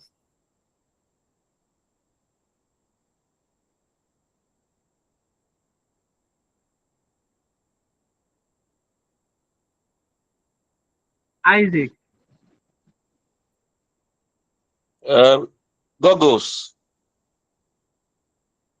Okay.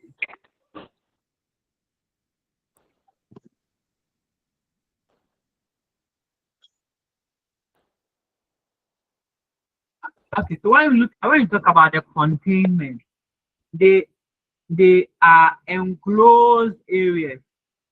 That is what people say at the lab. So we can have something like the glove boxes, and we can have the fume hood. The fume hood is a box that is an enclosed box that you can put your head in the case of the chemical exposure. Okay, they are all containment at the lab. And then we look at ventilation. There should be proper ventilation. There should be airflow. There should be an exhaust fan. Okay. And then emergency power. So in case there is light out, there should be a generator. Or for some instrument, there should be a UPS. UPS for some machines. Okay, these are all emergency power. So in case there is a power outage and you are on an experiment that needs light. And then fire prevention and building height. Okay, so we also have eye wash and safety shower. So that in case there is a chemical that splashes into your eye, quickly you move to the eye wash and then you wash it. And in case it falls on your whole skin, you use the safety wash. Okay.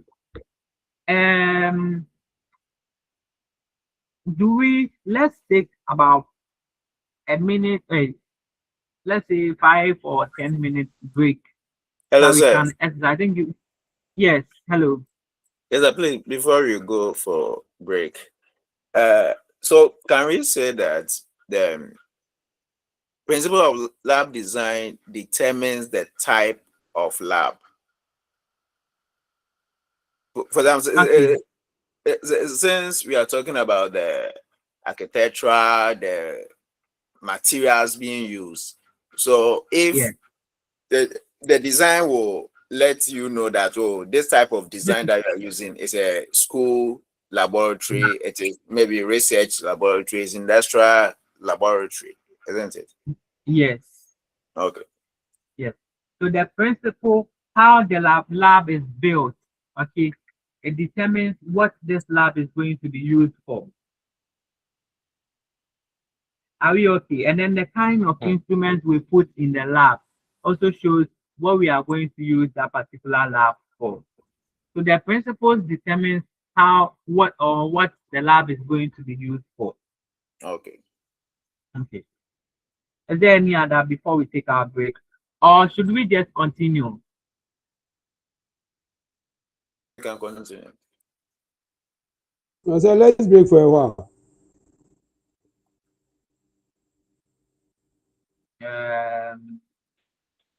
Okay, so it's a suggestion. So let me hear from all of you. If you want us to take about 5 minutes or 10 minutes break, if you want us to continue because it's a straight 4 hours.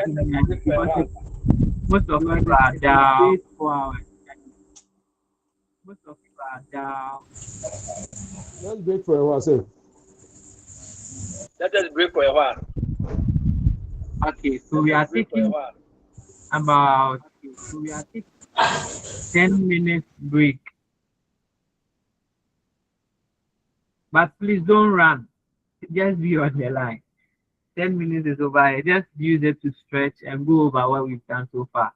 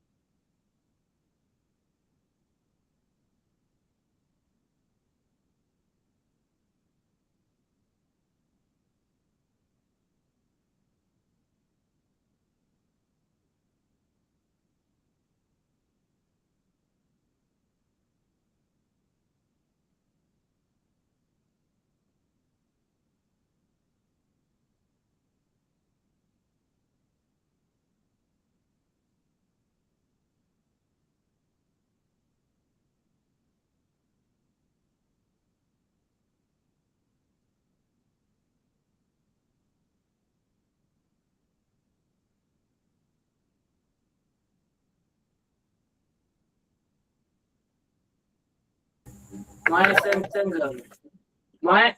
single now, or see a 3-in-1 name. 3-in-1, you made them, made them in 3-in-1. First one was name nala. What you want? Come in one.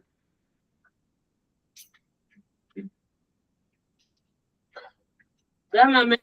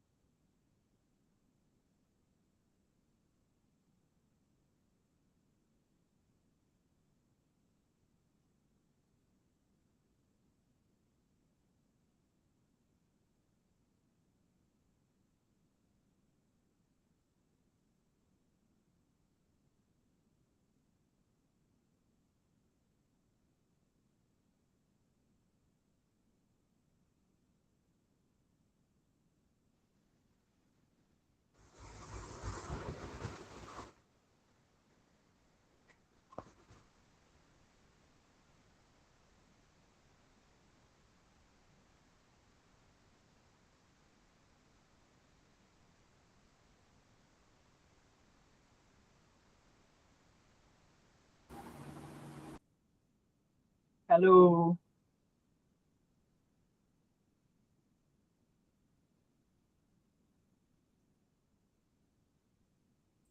Hello, sir.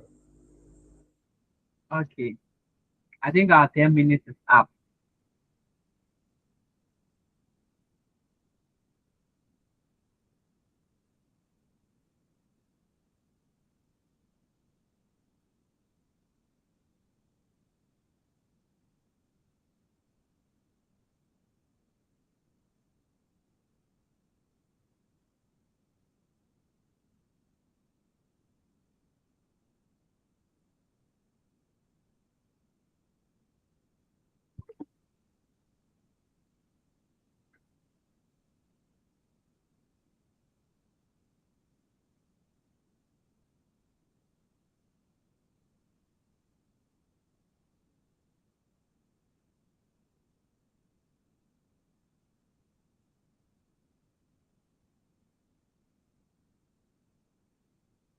Hello.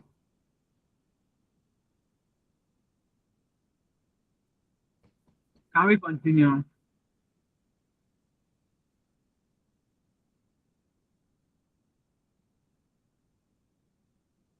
Can we continue?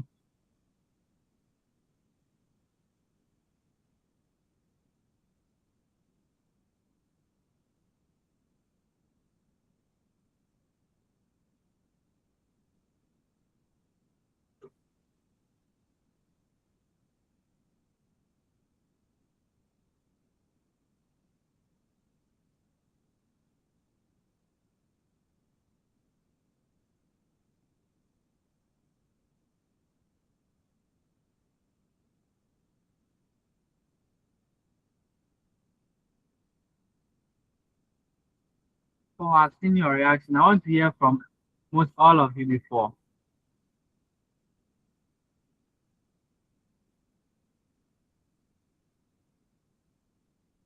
Are we back? Yes, please. Okay, so let's continue. I have an image on the screen. So let's discuss this image. What can we talk about the design? How the lab is looking? What can we talk about it?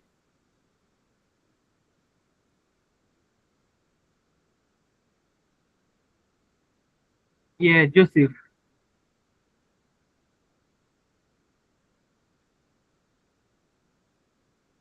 Joseph.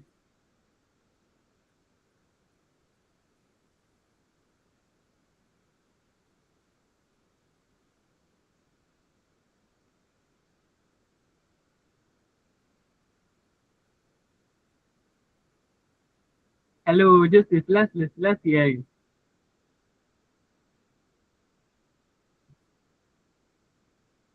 I am saying that.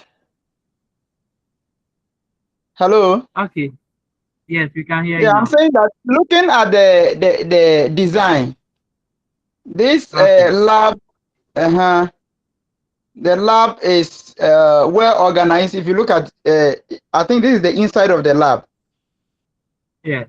So, so the lab is well designed. It can either be used for education purposes or for a research or for an industry. If you look at how magnificent it is. Okay. Any other?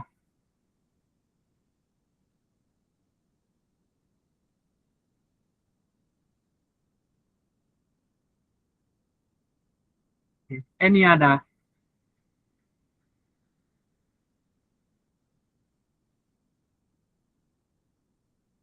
Okay, so this is a well-designed lab.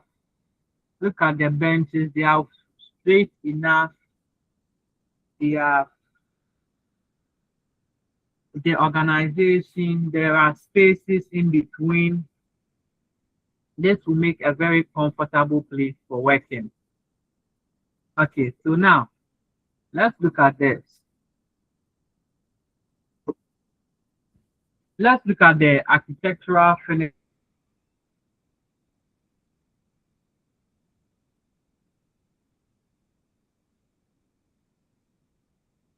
should ensure that the lab materials are what durable. What do we mean when we say durable? What do we mean when we say the material should be durable? To be long lasting.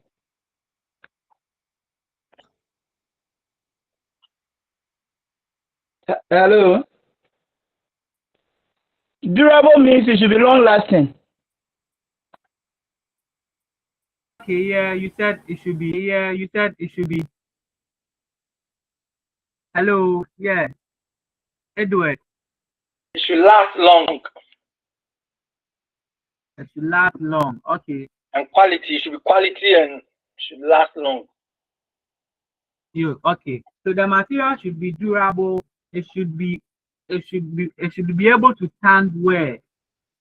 Okay, it should be able to stand. You see, we are using chemicals on them every day, so it should be strong enough. It should be able to stand well. It should last long. Okay, and then we say the material should be smooth.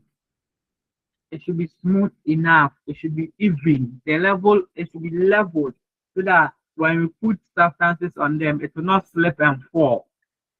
And then the material should be cleanable.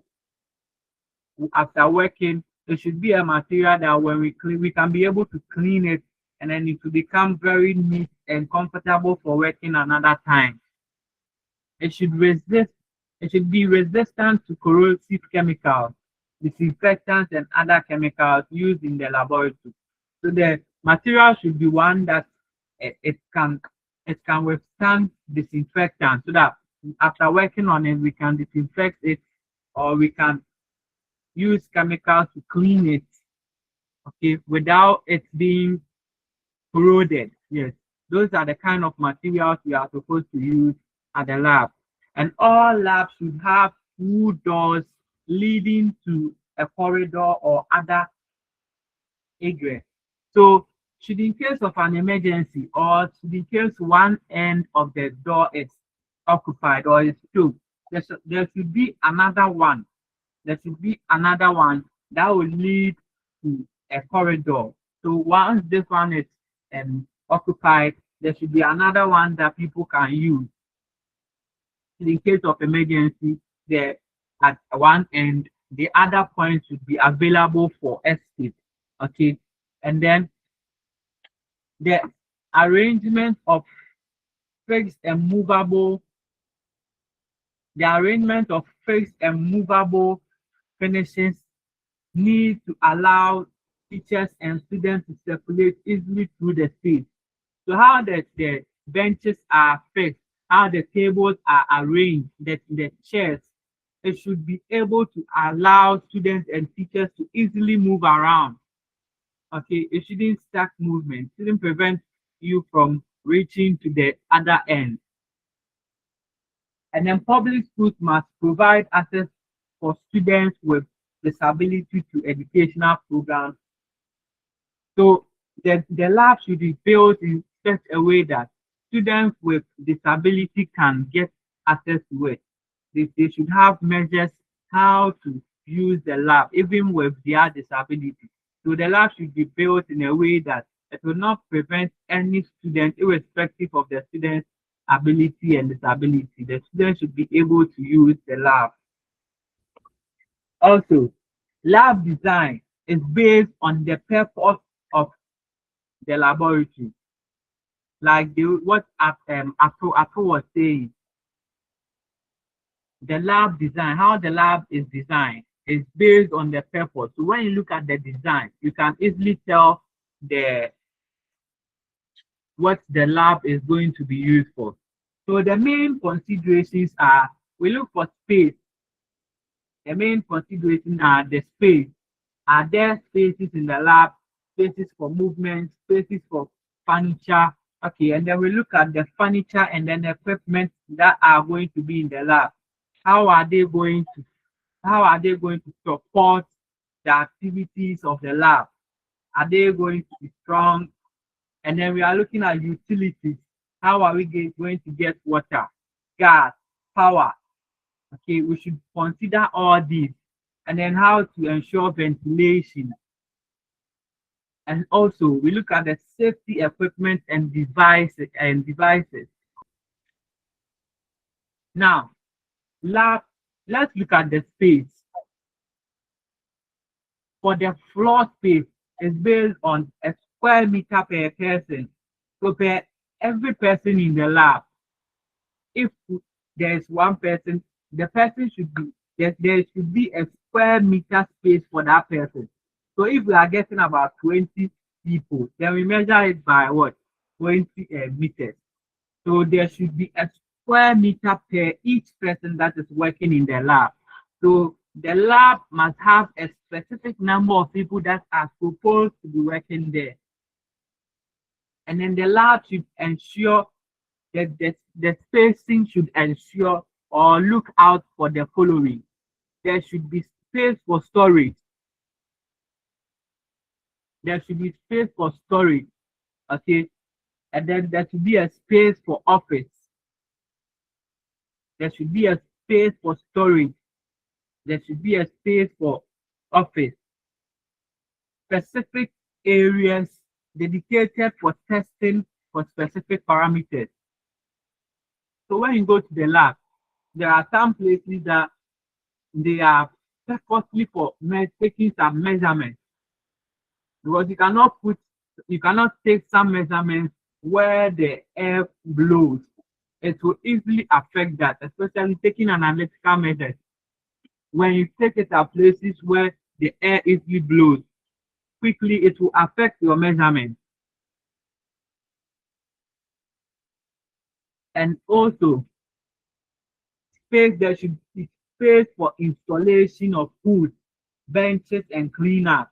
We should leave space for installing fume hoods, the benches that we put our staffs on, and then the cleanup station where we have our face wash, the eye wash, the emergency shower. We should have space for all of them. And also, in general, the flow of work in the lab should be considered in the lab bed. How often we use the lab, how the quantity of the amount of work that we do in the lab should be considered when installing the benches or the equipment on the layout. We should look out for the flow of work, how often we work there, and the amount of work we do there before we install those benches. And then we should have a minimum number of people that are supposed to be working in the lab. So, hello, sir. Yes. Hello, sir. Yes, I can hear you. On the office, okay. The office that the lab must have. I want to find out that then those who are working at the lab, the office, the entrance to the office, should it be inside the lab or should be outside? So mostly we have the lab, the office of the lab should be inside. Did you get my question? Just in front of when you enter. Yes, I got your question. So you see, most of the time when you enter the lab, are you listening? Yes, sir. So when you enter, the very close to the door, you will find the office there. It should not be closer to where the experiments are being taken, conducted. You understand? We have the office for the lab technician. That one is supposed to be just closer to the door. So it should, most of the time, it's not outside the lab. Just closer. When you enter, it should be just there. It's a separate place from the lab. It's a separate place from the lab. Yes. So it is not like you enter the lab before you enter the office. Oh, but you enter the lab and then there is the office there. You enter the office as well. But the office is an enclosed place, which is separate from the lab, but then it's within the lab. The reason why I'm asking this question is that, okay, you know, one of the safety safety rules or something that we don't eat in the lab because there is a high level, there is a possibility of chemical contamination. Okay, so now if I have office in the lab, so let's say for example I'm a chemistry a lab technician and I have office in the lab and then I go and buy food, I have to pass through the office before going to the lab. Won't the food be exposed to contamination? This is why we say we don't eat at the lab. You see, when we say we don't eat at the lab, you know, where we conduct our experiments, where we sit on the benches, there are droplets of chemicals or anything, any contaminant on the bench, on the table, you understand? So it easily gets access to the food. But then when we are at the office is not where you keep chemicals. It's not where you conduct your experiments. That is where you do your general office duty. Okay. So you don't take chemicals there. And then it is enclosed. You understand? So that place is safe. Even okay, so sir, yes. So let me looking at the ideal situation, like let me use for example the secondary school that I attended. Okay. The office to the lab, they store chemicals to there. So is that a type of office that you are saying, or the office must be an office for the lab? When we store chemicals there, that one becomes a storage room. Okay. Yes, so a storage room is different from an office. A lab office is where we work on the lab paperwork. Like that place is mainly for the lab technician. We don't do experiments there. We don't take chemicals there. Okay. Yes. So what you are talking about is the storage room. That one is also different. Mostly it is far in front at the lab.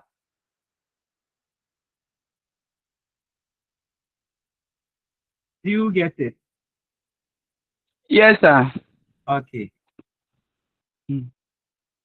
So we say furniture and cabinets should be designed to be a vertical flush. That was the image we looked earlier. You see the cabinet, the furniture, the long table, they are vertical and straight. They are flat enough. Okay. So in this case, it is flat enough that when we put substances on it, it doesn't slip, and then it provides it gives us smooth work done. Now, the spaces should be provided for waste containers. So in the laboratory, we should have a place that we put our waste containers. It should be separate from the place where we conduct our experiments. It should be separate from where we sit. You understand? So we have to provide a space for where we keep our containers, waste containers. They should allow for better movement in the laboratory and increase safety. There should be enough space that we can walk through the laboratory safely without getting into any accident. So there should be enough space. Space is very important at the lab because we will move here, we'll go and pick this chemical here, we'll go and take this, take special measurements. There is definitely movement at the lab. So there should be enough space to allow movement. Now, lab furniture must be capable of supporting anticipated load. The lab furniture should be strong enough. It's not a furniture that we will put an instrument on it and it will break. No. In that case, when it breaks and there's a chemical on it, quickly it flashes, it causes an accident. So the furniture should be capable of supporting the load that is put on it. And then spaces between benches, cabinets, and equipment should be accessible for cleaning. We need to keep the lab very clean and safe. So in that matter, the spaces that we are living, the spaces that we have, yeah, Joseph. Sir, please, on the furniture. Okay. I want to ask a question on the furniture. Okay. So, is there a reason for the lab furniture to be higher? Because all the labs that I've visited and then worked in or learned from, you realize that the chairs are high above, and sometimes when you sit on it, your leg does not touch the ground. Is there a reason for that? So if they design the lab, the chairs are in that way. The chairs are supposed to be in a way that when you sit on it, you will be able to access the bench. Okay. You see, most of the time, the bench there should be in level with the person that is using it. So it's not advisable you get too high bench chairs. The stools, they should be normal to the so now when you sit on it, you'll be able to access the bench. Okay. It shouldn't be so low. When it is very low and you are on it, the table, the bench will be far above you. So it should be in a normal. Most of the time it's normal. It's not too far that when you sit on it, your legs are. I personally haven't encountered most of that, but then what I have seen, they are just normal for us.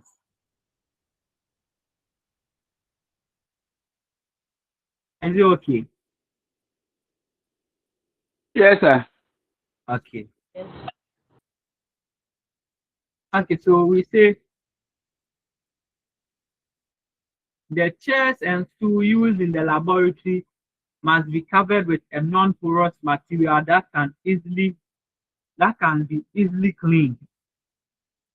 So the chairs that we sit on, it should be able to be cleaned so that we don't leave droplets of chemicals and substances on it. We sit on it and then we pick those chemicals. It should be made of materials that we can easily clean.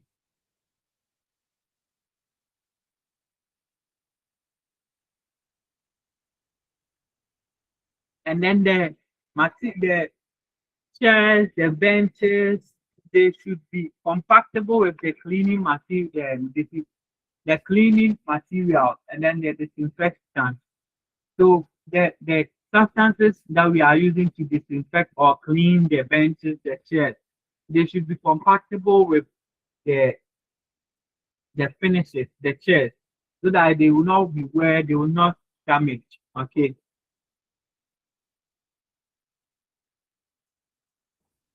So let's look at this. Caution.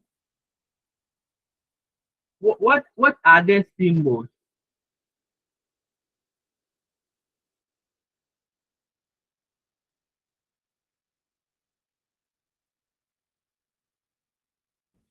Yes, what are they? They symbolize corrosive Safety symbols. Okay. Isaac.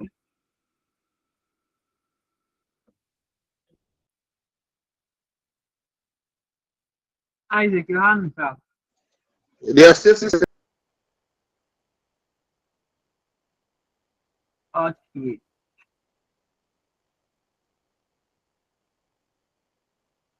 Then say hello, sir. Yes. Sir, please let me ask another question on the chair. You see, the chairs mostly are stools. They don't have handle. Is there a reason for that? They are not like the normal chairs that we use. Come again? They are not like the one that we can rest our back on them. They don't have handle. Yes, they are just like that so that we can easily turn around. Okay. Okay. Yes. So those with the back, turning around, you have to lift the whole chair and it can cause an accident. But then this one, you quickly turn around and you are sitting on the other edge of it. Oh, okay. Yes. So, is there any other question so that we continue? If there isn't any other.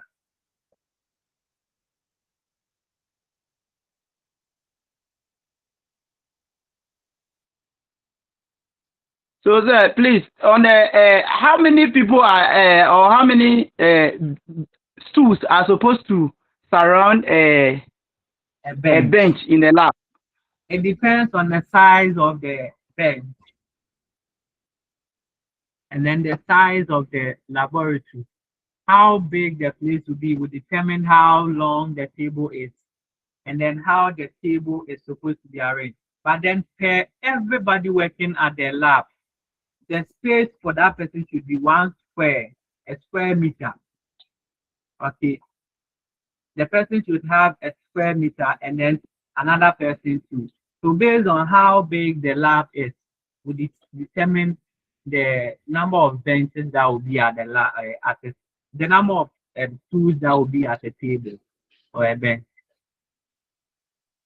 Oh, okay. Okay. Let's look at laboratory postings. Most at times we see these pictures on chemicals. We see them at the lab. You see, you look at the lab and they posted portion. So you see the written portion, admittance to authorized personnel only. So these are laboratory postings. They are laboratory postings. They convey some kind of information. You look at them and then it tells you what you are supposed to do, what you are not supposed to do. Now, a lab must place a portion sign on each entrance door to the laboratory, showing. So when you go to the lab, for each door in the laboratory, there should be a excuse me.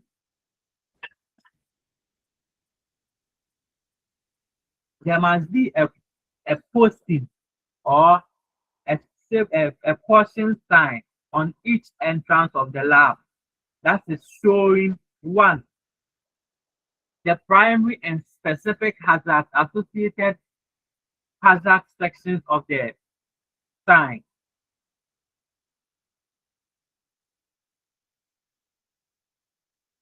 So the sign must tell you the kind of hazard that will be found at the lab.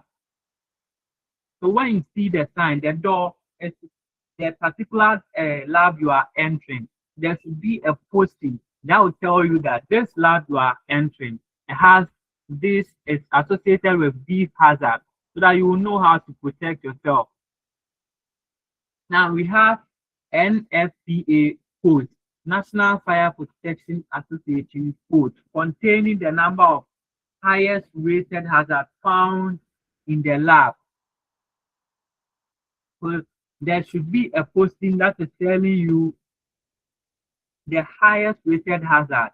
We will talk about this National Fire Protection Association later on, and then we will look at how they are arranged. Now, the posting should also list the approximate quantity of the hazard that is in the lab. Sorry.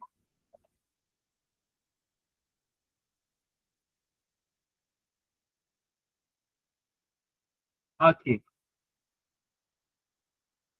So when you look at the image over there, there is an entrance over there, and then there are postings.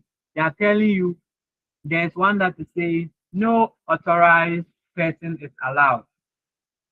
No unauthorized person is allowed. And then there is one saying biological hazard. So this one is telling you the particular type of hazard that is associated with that. Now, let's look at this. Household refrigerators should also have caution. Do not store flammable substances in this box. So have you seen this diagrams before? You just see them at the lab and they are telling you do not store flammable materials in the lab. So these are all diagrams that are giving us instruction, or they are giving us warnings for what we are supposed to do at the lab. And then there's another one that is saying this fridge is for laboratory equipment only. You see, sometimes you might be ignorant. You go and buy water and you think it's a fridge and it's in the lab, so I can put my water in, I can put my drink in. So we have to put this notice on the fridge so that you know that the fridge is only for lab equipment, lab use. You don't put your water in, take it and drink. No. There are some substances that are supposed to be kept in the fridge. And then it might come into contact with your water. You drink and then you get so many kinds of diseases.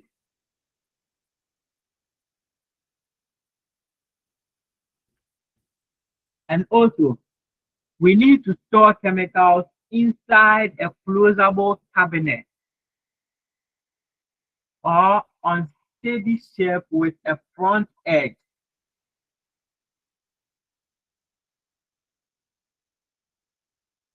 What does that mean?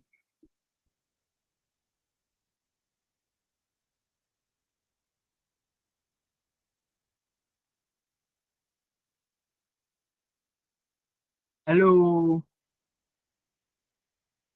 Hi. Yes. Why do we need to store them in a steady shelf with a front edge?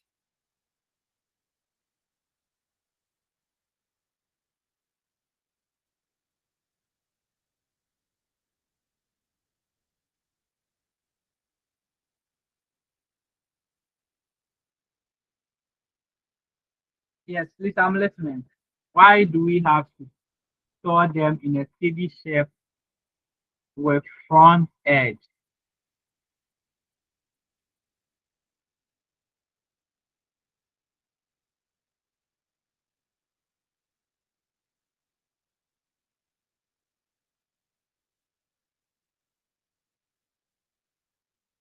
Yes, Yakubu.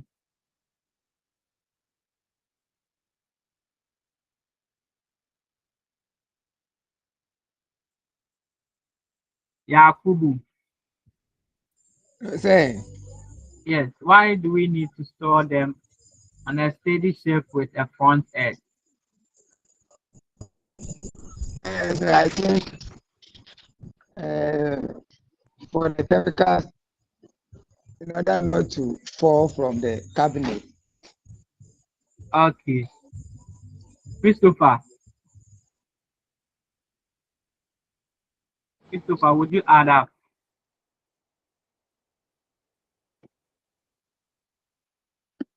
Yes, Angela.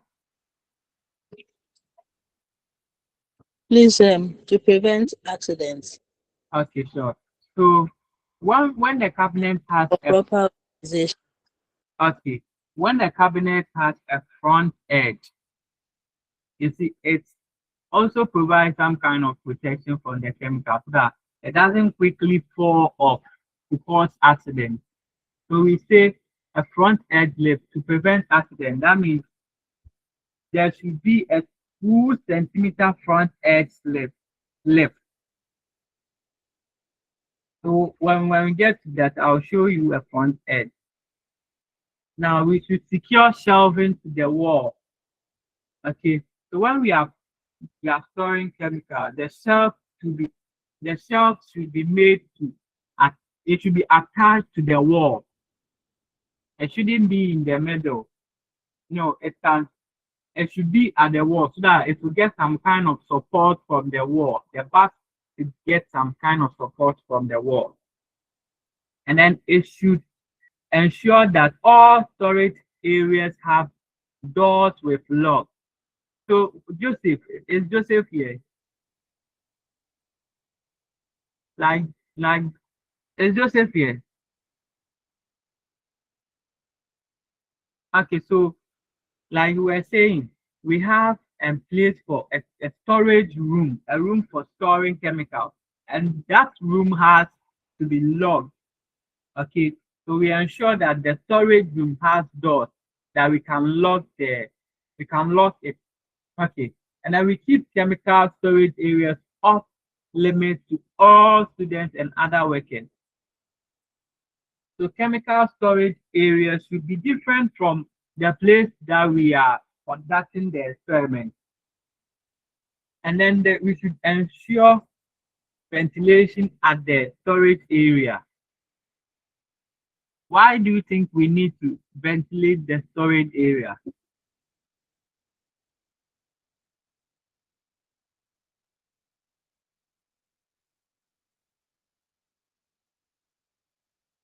It's to the whole class.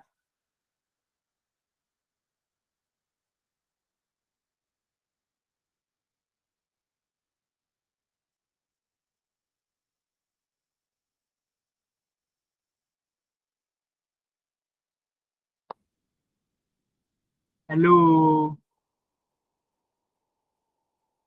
Hi. Yes, Apple. Yes, sir. So the high temperature may cause the chemicals to react, and maybe it may end in explosion or other accident. Okay, another Edward.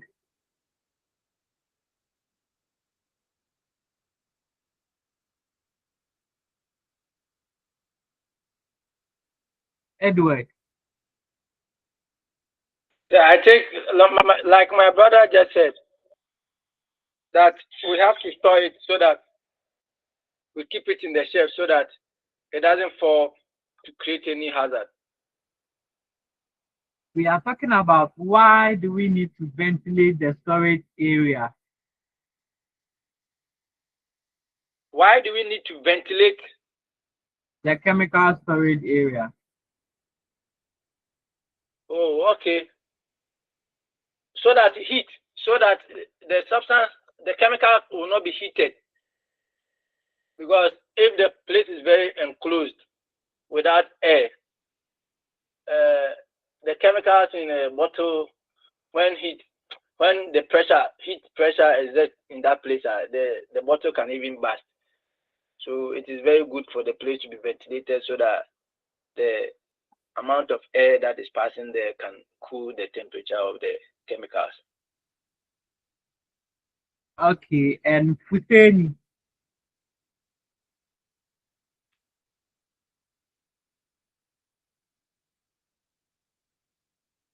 Futeni, let's hear you.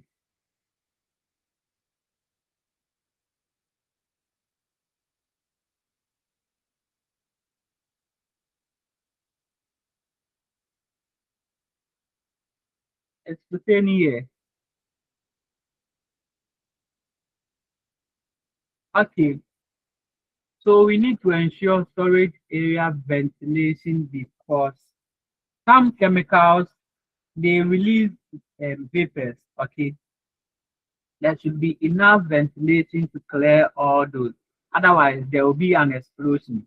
If the various chemicals that are releasing, when they react, most of them, when they react, it will cause an explosion. That is why we need a proper or adequate ventilation at the storage area. Okay. Now, so let's look at this. So you can see this is an example of a storage chemicals being stored on shelves. Okay. Now, what can you say about this?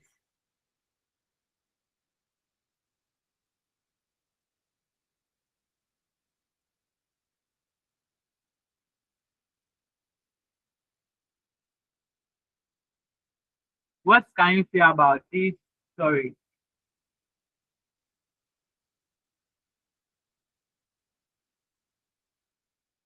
Yes, Emmanuel Asante. Yeah, so I can see that it is well arranged, and then it is space. There is spacing.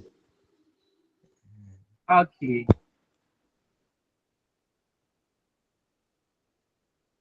Any other?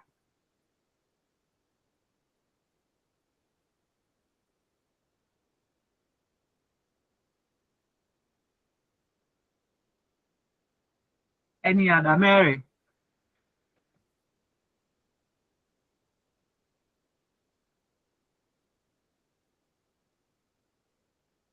Mary, are you here?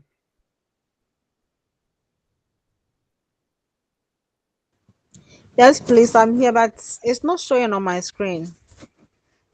Oh, is everyone seeing it or? I'm Atu, seeing it.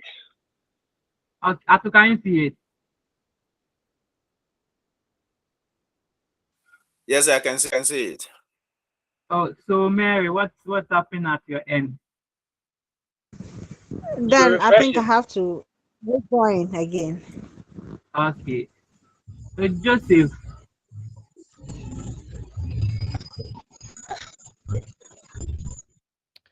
Yeah, you can. I can see that the place.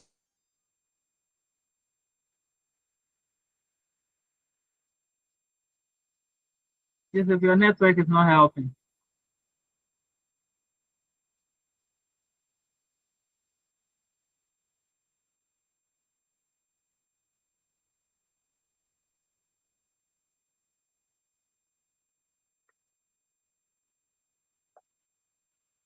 Joseph, are you there?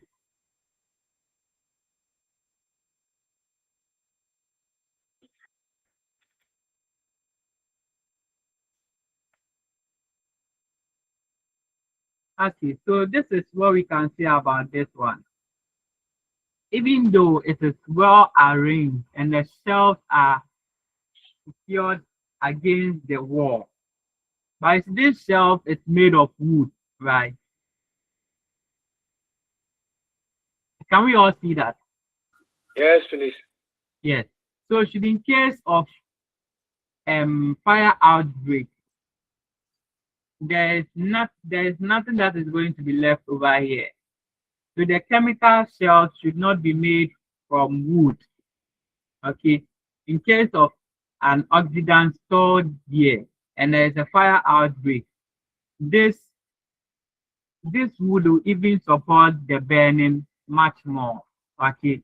So there would be nothing that will be left. So the shelves should not be made from wood. Okay, let's move to the next one. How about this arrangement?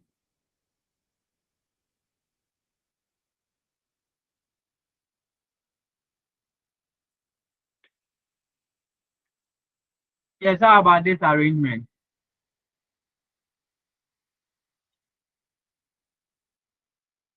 So this one is the shelves covered with glass?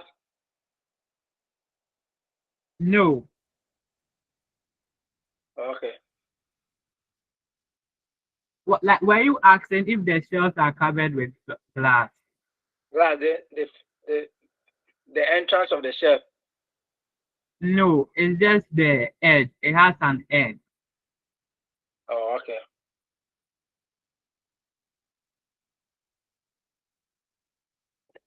Yeah, so what can we say about this arrangement?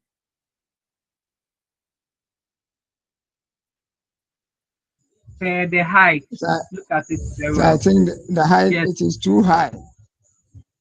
it is too high. Okay, so Yes, with such and the an chemicals are arrangement, placed above. when you are removing a chemical, yes, so it is above the face level. When you are removing a Yes, chemical from such a lab, it is it is so easily it might spill in your face, which will cause accident. So yes, the please. chemical should not be arranged far above the eye level. It should be easily raised. So this arrangement does not hold. Now let's look at utility.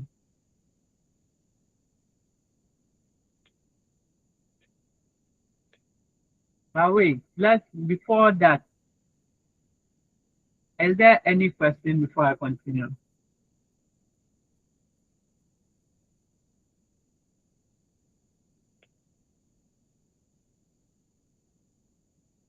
Is there any question?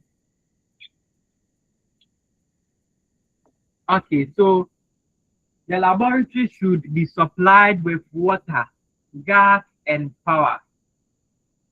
Let's look at the power. All electrical lines coming into the lab should be controlled by switch that is accessible to all. Now, there should be a switch, a single switch that is controlling all the electrical lines. Why do you think there should be a switch? And why do you think it should be accessible to everybody? So that in case of emergency, anyone can halt the flow of electricity. Okay, sure. So in case there is a fire outbreak, when we are talking about fire outbreak, when there's a fire outbreak, the first thing you do is to turn off the source. So there should be a switch, a single switch that is connecting all the electrical lines, and it should be accessible to everybody, because when there is a fire outbreak, anyone at all is supposed to be able to reach out and then off it. Okay, and then the lighting. The laboratory requires high quality lighting for close work in terms of brightness and uniformity. So when there is enough brightness, there is light, you easily see your work. You see your colors very well. The lab shouldn't have a dim light to go against your results. There should be proper lighting at the lab, and then the natural gas should be supplied to the laboratory. Gas outlets should be placed. There should be a gas outlet which will enable the flow of gas to the lab. Now let's look at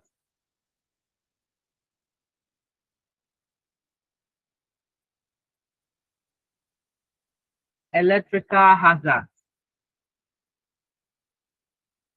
What do you think are some of the things that cause electrical hazard? We all use electric appliances at our home. Illegal connections. Illegal connections. What are some of them? Faulty illegal gadgets or appliances. Okay, faulty appliances. Overloading of socket. Okay. Naked wires. Naked wires. Okay, sure, naked wires as well. So when you look at the images here, you see we have incorrect wiring. I visited a friend's place recently, and when he offs one of the sockets, it can off everything in the room.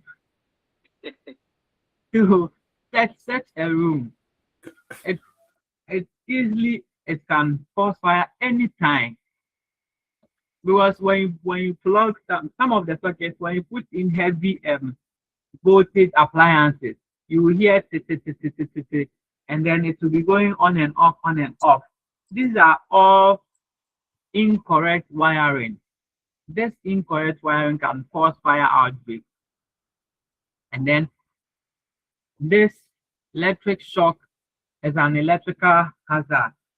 When we overload our circuit, okay, and then fire hazard that comes from faulty appliances that we use. So these are some of the things that causes electrical hazard.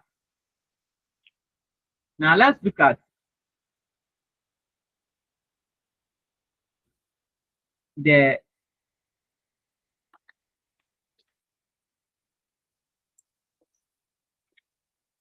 please, I'm coming and give me a second.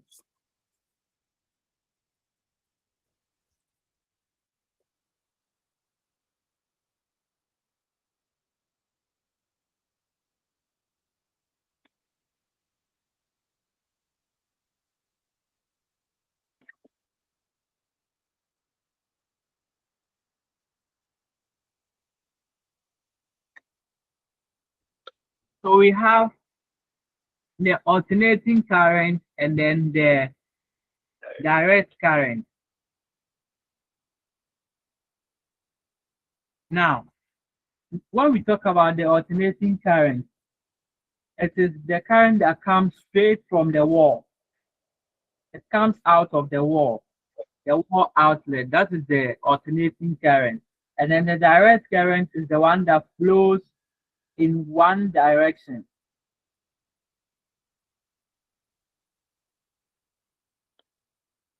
So this is from the image you are seeing, this is the alternating current, the AC. This is the one that comes from the wall. And then the DC, it comes straight from, it comes in a straight line.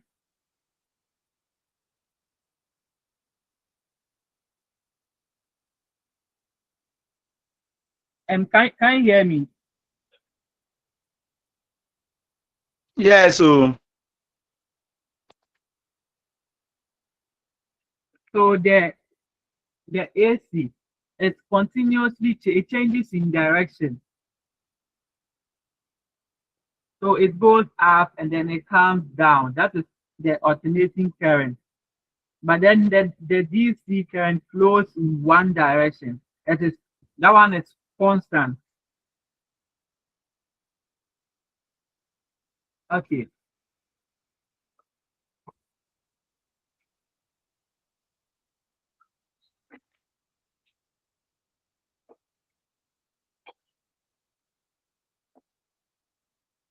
So let's look at some rules for working safely with electricity.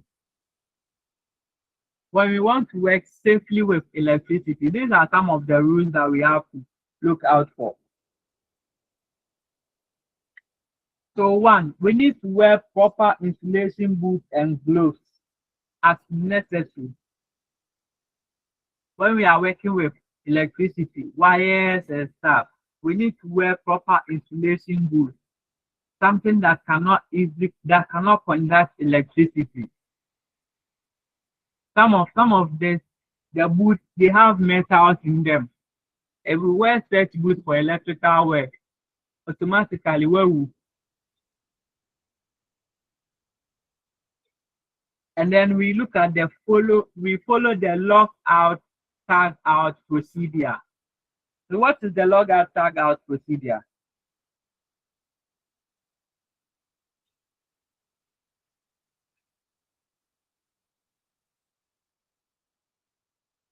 What is the log out,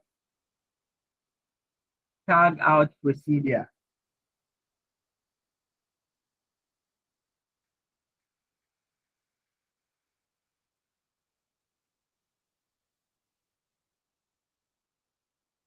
Hey, why are you people quiet?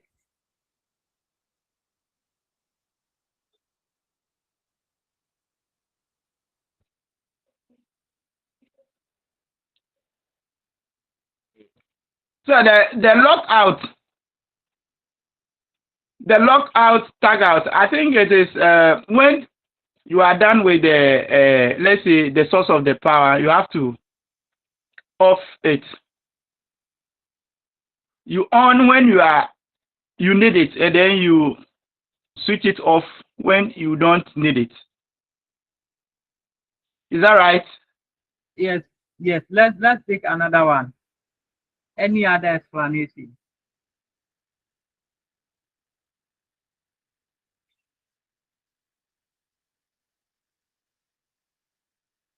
Hello.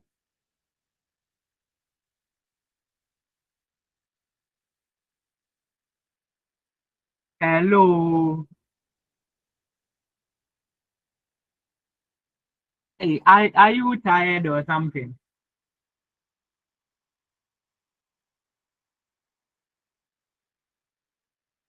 Hello. Hi. Hey, Hello, why sir. are you not? Hello. Hello, sir. Have you dropped the phone somewhere you are seated or? No. So why you are not saying anything?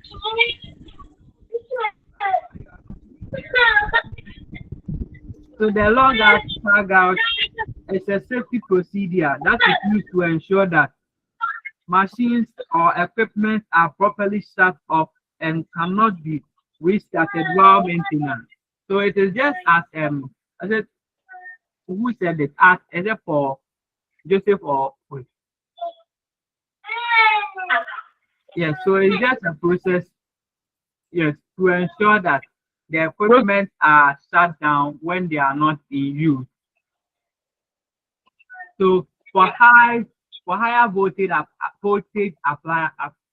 applications, keep one hand in your back pocket to keep a circuit from being complete. Do we get that? When you are yes, when you are working Yes, with sir. appliances with high voltage, you need to put one hand in your pocket. Otherwise, when you remove all your hands in your around your body, it means you have completed a circuit. Okay, you have completed a circuit. In that case, the voltage can easily pass through you. But then when you put one hand in your pocket, the circuit is closed. The circuit is closed. In that case, the voltage will not be able to pass through your it will not cause any shock. And then you have to know the location of any kill switches and cut off switches. So any switch that can cause fire, like you need to know all their locations. Before working near capacitors, allow them to fully discharge. You have to discharge all capacitors before discharge them fully before using them. And then never touch an energized person with your bare hand. Let's say someone is shocked, someone is under electric shock. You are not supposed to touch the person with your bare hand. Okay, the electricity would be transferred to you as well. So you need to touch the person with a wooden material. And then you need to try fire extinguishers. Dry fire extinguishers, chemical extinguishers are approved for fighting electrical fire. Why do we need dry chemical extinguishers?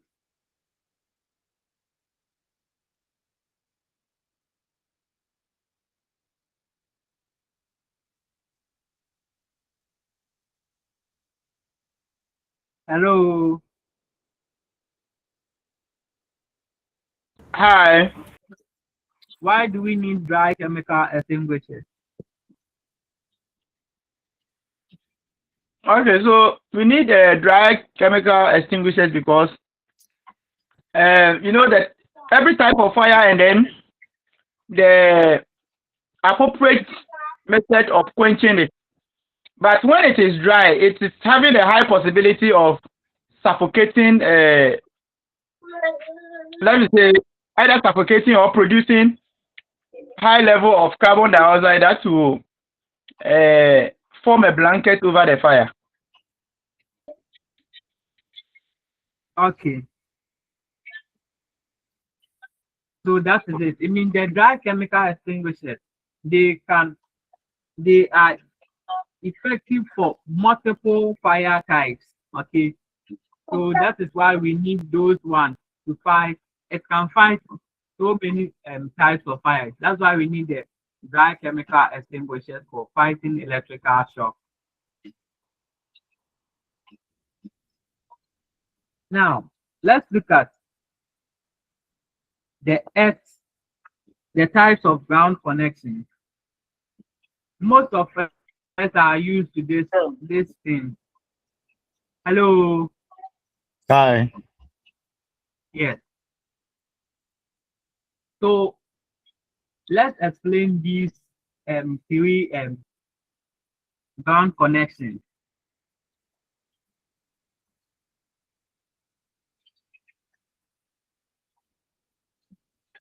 Yes. Anyone to talk about any of them?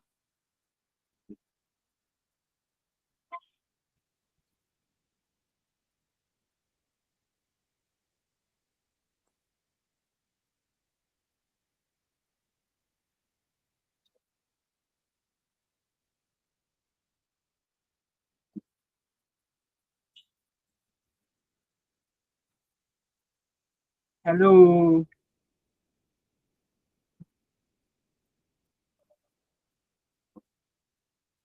Hi. So Hello, if sir. you look at the earth ground, okay, the earth ground, it looks like there is an earth wire, so that when there is high flow of current, some will be received by the, like, it will prevent excess current entering into the appliance to create shock or to create a outbreak of fire. Okay. So when we look at the earth, it's an electrical connection or a system to the earth. It's a connection of electrical equipment or a system to the earth using a conductor. So most of the times we use copper rod. We use copper rod driven into the soil. We put it into the soil. And the purpose is to protect people from electrical shock. And then it also provides a path for fault current. So this connection is secured to the ground to prevent what electrical shock from people, electric shock of people. So it is done through a conductor. We put a conductor to the ground and connect it to our equipment.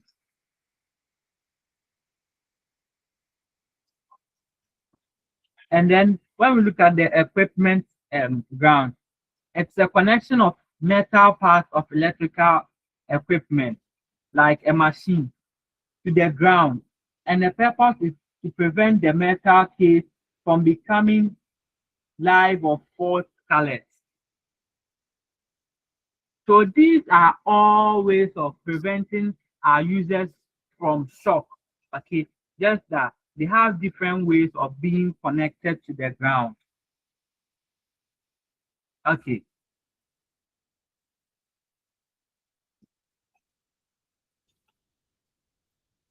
Yes, now let's look at the wires and their color code. So are we aware that every color, every wire, and the color that it comes with, and the color plays much role in determining what kind of wire it is?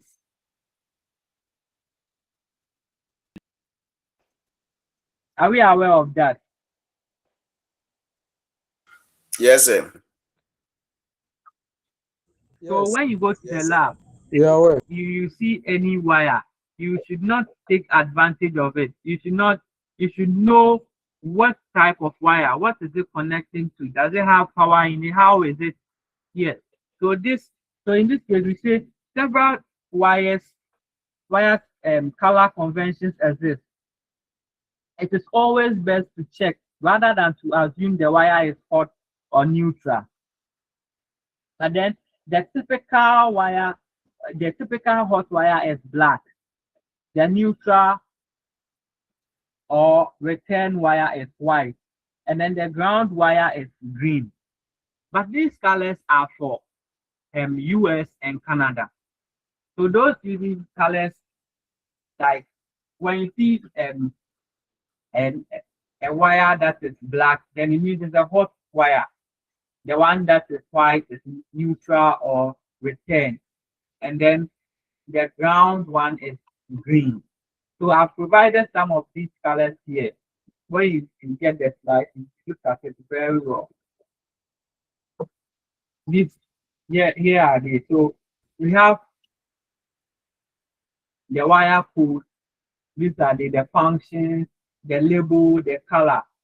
So most of the time they'll just write a PE, and then you know that PE is the protective X color, a protective X wire, and then the color it comes with is green or yellow. Okay. Hello, sir. Yes, I can hear you. Yes, please. Let's go back to the previous slide, the slide with the colors. Okay. This one. Yes, please. You from the colors, you could see that in UK, you see blue is has different meaning than that of what the Europe. Yes. We have Europe and UK. Then we have UK at different parts. Yes, that one is the old. Yes, so this is a new one, but then this is old. They used to use this, but some changes have come. Do you understand? So Europe, most Europe, UK, these are the colors they use. So in the case of exams, which one are we going for? Is blue becoming neutral, or we have which one is and which is which? So the new one, we are just talking about the new one. Okay. So we are going to look at the new. You see, they wrote UK and then into brackets old. Yes. Yes. So that was then, but now we are using this. Okay. Okay. Yes, but you compare the same color to the Australia and the USA. It's also blue. Yes. Which is yes. What is so line? When they are asking you, they will take into consideration the color, the country they are talking about. Okay. You understand? So the lab, depending on the country, that will decide the kind of wire they are using in the lab. Okay. So when the question is being asked, they should take into consideration the country. All right. Okay. Thank you. I'll try and see if I can get some past questions about this, and then I'll share with you. All right. Thank you. Yeah. So when you get it in that way, you get to know how the questions are being asked. Okay. So when you look at this table, please take note of the labels. So these are going to be, when you see, they will ask you an L1 wire, you know that it's a line of this thread. So you know how they will describe it, you know the function of it, and then the color it takes.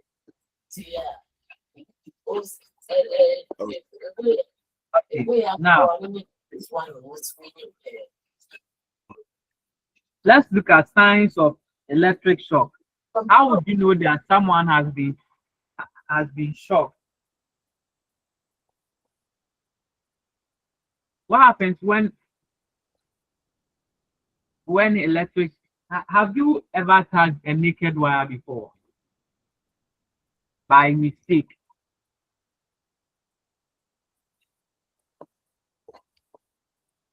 Has anyone come into contact with a naked wire before?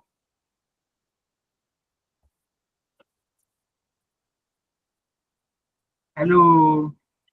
Hi. Yes, has anyone come into contact with a naked wire before? So this is what happens. The most common symptom of electrical shock is the physical shock. Okay. And then the signs of the physical shock include a cold, clammy skin. So when you get, your skin becomes very cold, and then your face becomes pale. It all depends on how long you get shocked. Okay, when you get shocked for a longer time, your face becomes very, very pale. Okay, and then when you get shocked, you have a chilled feeling. or you become you'll be shaking, okay, and then you feel like vomiting, and then your breath becomes shallow. Boy. You don't breathe Okay. very well. Sorry, no. You d- you don't breathe very well. Your breath becomes shallow. Okay. So then, Christopher, light. Christopher, And then you feel But it's not coming. vomiting. Fine, medium fine, enemy, and I'm a bedroom decision. So I was sorry. Christopher, please mute yourself, Christopher. I've muted. Don't Christopher. worry. These are some of the challenges with online classes. By mistaking, the person might forget and then is speaking loud. Okay. So um these are the signs of electric shock. Okay, so let's look at when someone gets shocked, what will be the first thing you will do? Let's say you are around and someone gets shocked. What will be the first thing you will do? You disconnect the source You have of to off. Uh-huh. You have to you disconnect the source of switch off the light. this they are all it's an initial step, but there is one thing that you are supposed to do first.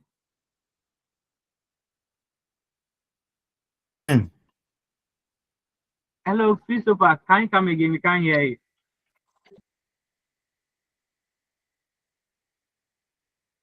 Hello.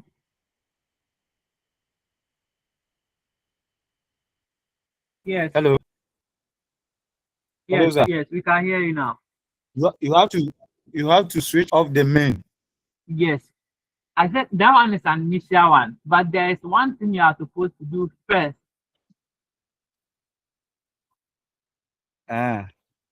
Yes.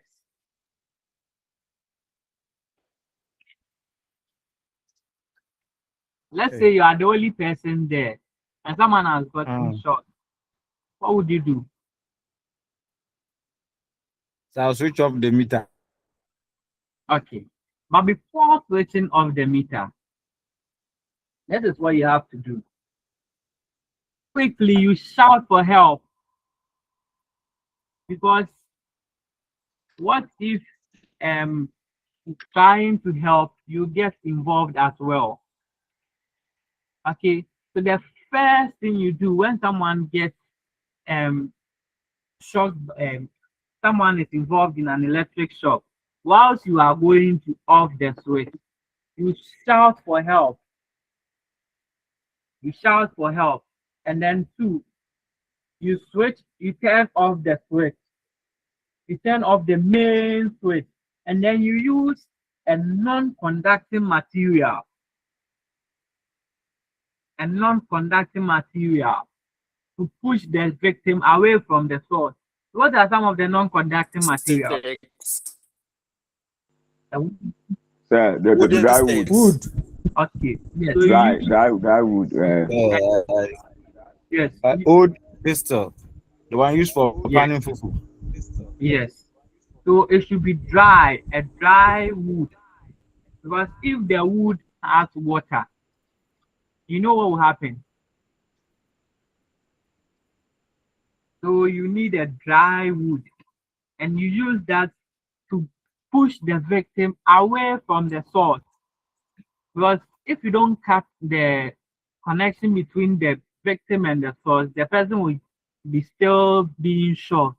And the time of shock will determine if the person will survive or not. So you quickly use a non-conducting material to push the victim away from the source. Okay.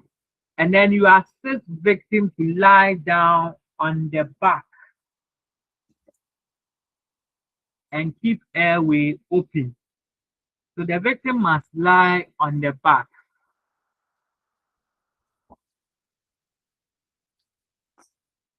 And then you cover the victim with a thick blanket.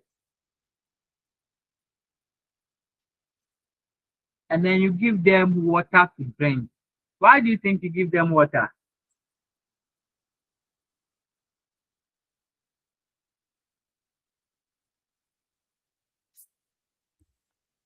So if you hello.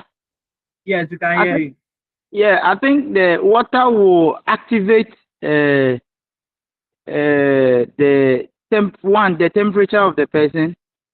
Then 2, it will help to send oxygen to the brain because water contains an amount of oxygen, so it will help in the oxygen circulation. Okay. So we give them all that you are saying is okay. So we give them water also because they have been dehydrated. Yes. Okay. So we give them water to keep them hydrated. And then we inform the laboratory supervisor. At that point, you can go ahead and tell the laboratory supervisor what has happened. And then you can accompany the victim to a hospital. And after that, you can document the incident. Now, how do we handle compressed gases? The cylinders that we have used in our homes, how do we handle them? How do you hold your gases when it's finished and you are going to fill? How do you do that? How do you put it in your car?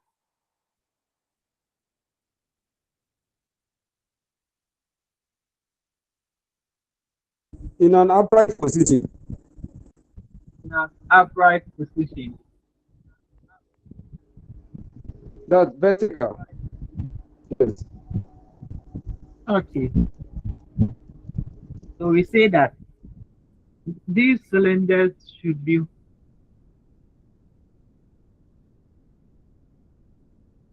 the gas cylinder should be properly secured to a vertical surface or a counter. So this is how we are supposed to keep the gas cylinder. You see some people, they will just lie it on the floor. No, this is how you put it. And then you see this image in a vertical or a corner, a counter somewhere, in a vertical position. This is how we keep the cylinders. And then there should be appropriate space for cylinders in the lab. You see, this is the lab, but there has been a special place that the cylinder is.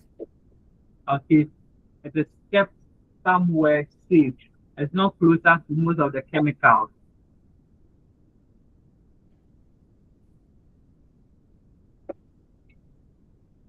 Now let's look at rules for handling compressed gases.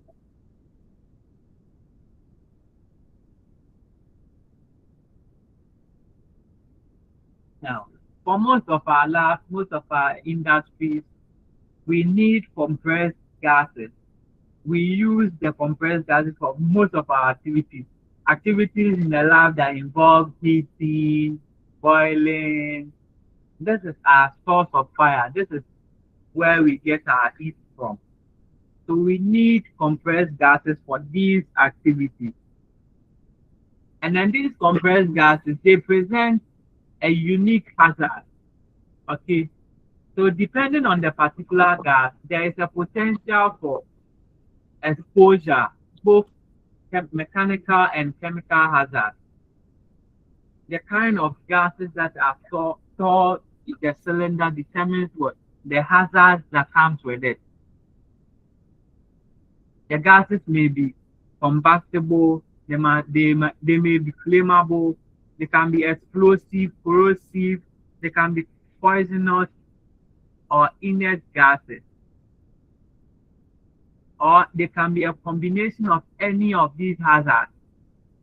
So these compressed gases should be handled very well. Okay, is there any question?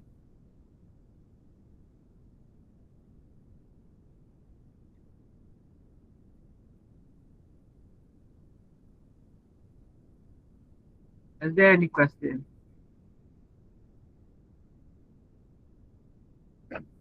Are we here?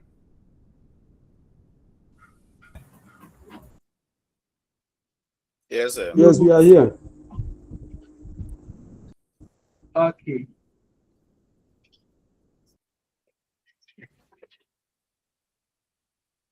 Now let's continue.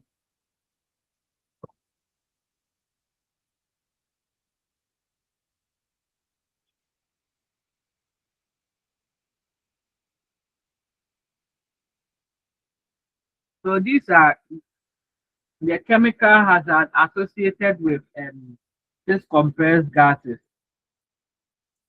So we have the chemical hazard. That one is associated with the cylinder's content, the content of the cylinder, the chemical, the gas that is in. That one determines the chemical hazard of the particular cylinder. And then we have the physical hazard. The physical hazard is due to the presence of high pressure vessels. So we have the chemical hazard and then we have the physical hazard. Now we say the chemical hazard is associated with the kind of chemical that is in the cylinder. And then the physical hazard has to do with the presence of high pressure.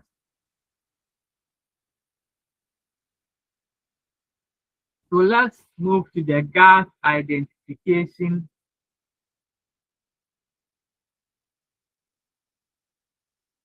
The gas identification label. Has anyone come into contact with this before? Have you seen anything like this before? No, sir. Oh, okay.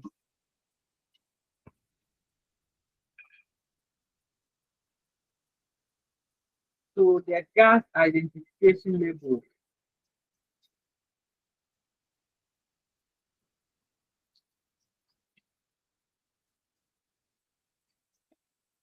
Can you hear me?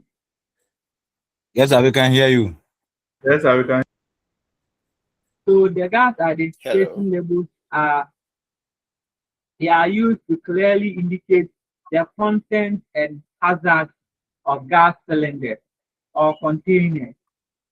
So they help to prevent accidents. The label, you see the label on the chemical, and the label has they clearly indicate the content of the gas, the cylinder, and then the hazard that comes with it. So when you look at this label, you see sometimes you can get a question like this. They will just give you the label and they will number it just like the image that you are seeing, and they will ask you to label the part.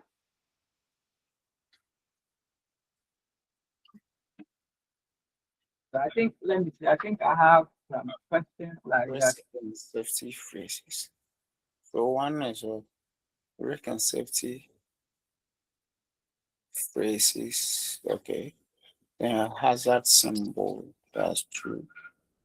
Threshold chemical formula of the gas. Chemical formula of the gas. For name of the gas. So you do well to remind me so that I'll look for some questions for you, some past questions. Okay, sir. Okay, sir. Yeah. Hello, sir. Yeah. The numbering. Yes. Is it static? Is it constant that, or they can be changed? Oh, the number, it's for all that I've seen, this is how it is numbered. But then you should know that this place is, this is what we put here. This is, but then mostly the numbers are constant, they don't change. But if the label becomes very visible, that you can see the writings over there, and then that one, when you see the writing, the kind of the writing over there, you should know that this is this. So something like number 2. Okay. When you see number 2, you definitely know that this is a hazard symbol, right? Yes, sir. Yes. So depending on, and then you see number two, the symbols over there, they are all hazard symbols. They are just odd. When you see them, you know that this is hazard symbol. So for them, no matter where they are placed, you will clearly know that this is it. Okay. But All for right. I'm not sure the numbering will change. They are still going to be like this. Okay. Okay. Thank you. When I talked about past question, you people responded, you are much interested in that. We make what? Hello. Is it? Yes, it guides our learning. It guides It your help, learning. yes, it helps us to know how the questions are framed so that we know where we have to learn. Okay. So when you choose a course rep, the person will contact me. I'll try and get all those tasks for you. They are important as well. But don't rely on them alone. Yes, sir. Yes, there are anything at all can come. So you use them to learn, and then you know the areas you are supposed to tackle. They are there using the past question, but then you should not rely on just the past question. Okay. Okay, so now, Hello, sir. yes, I'm listening. Please, I decided to print some of the lessons so I can learn it, because for me, if it is on the phone, I can't learn it. But when I decided to print it, it said it was impossible. Which one was that? This a course, safety. And where did you get it that you decided to print? This is it. Where did you get it that you decided to print it? It is on our platform. The online one. Yes, sir. But is the content the same as this one? Others, I was able to print them out, but only this course. The content is not the same like that. So is it the same? Is that The one on your Content is platform? not the same. Yes. So it's not. I don't think it's the same. So I'll try. Can you hear me? okay? Yes, sir. Yes, sir. So I'll try and then finish the slide so that I can send it to Hey, you. the network, man. The network. Is it okay now? Yes, sir. Okay, so I'll try and then I'll finish the slide so that Okay. I'll send it to the course web. When you choose the course web, the person should contact me. When I'm done with it, I'll send it to the person, and then he or she can share with you. In that Okay. case, when you get it, you can print it out, Okay, sir. Thank you. and that one will help with your study. Okay. And Yes, sir. then, okay, that is it. So this is the gas identification label, and then it indicates the kind of the content of the cylinder, and then the kind of hazard. So number one, the label, you see the risk and safety phrases on it. The number one will show you the risk and safety phrases, and then it will show you the hazard symbol. You see the chemical formula of the gas. When you take every cylinder, you see the chemical formula. You will see the name of the gas. So when you are studying this, you have to take into consideration the numbers. Okay. Yes, sir. EC number, the UN number, and name of the gas, that are corresponding to transport regulation. You see the information. The cylinder should not be emptied completely. Okay. And then you see the name and address of the supplier. So all Hello, these sir. are, yes, hello. Yes, I said, please, the EC and what is the meaning? The EC. The easy we are common with the electoral commission. Okay, I'm coming. I'm seeing if I can get an image that can clearly state it for you. No, the easy, like I want to know the full meaning of easy. So the EC is the. I thought electrical connection. Oh, Daddy. The EC is the European Community Number. Oh, European. Okay. okay. Yes, it's a unique identifier for chemicals within the European Union. Okay. Yes. So And the UN will be United Yes. United Nations, right? Yes. Okay.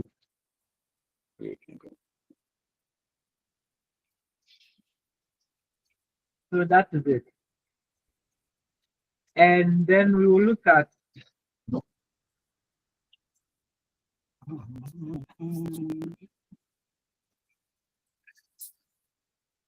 so when we talk about the UN one, the UN one is mainly associated with the transport issue.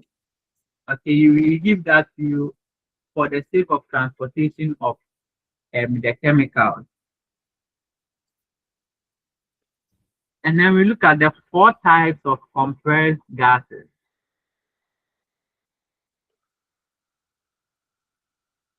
So these are the substances that can be in what? A cylinder. But note, when we say a compressed gas, we are talking about what gases that we put in what cylinders. Okay, we can put as many as we can compress it to put it in a cylinder. So these are some of the gases that we can find in a cylinder.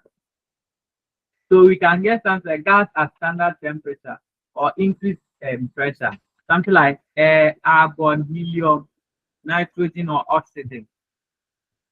And then we look at liquefiers at standard temperature. We can see something like butane, propane, carbon dioxide, nitrous oxide. And then we have dissolved substances like acetylene.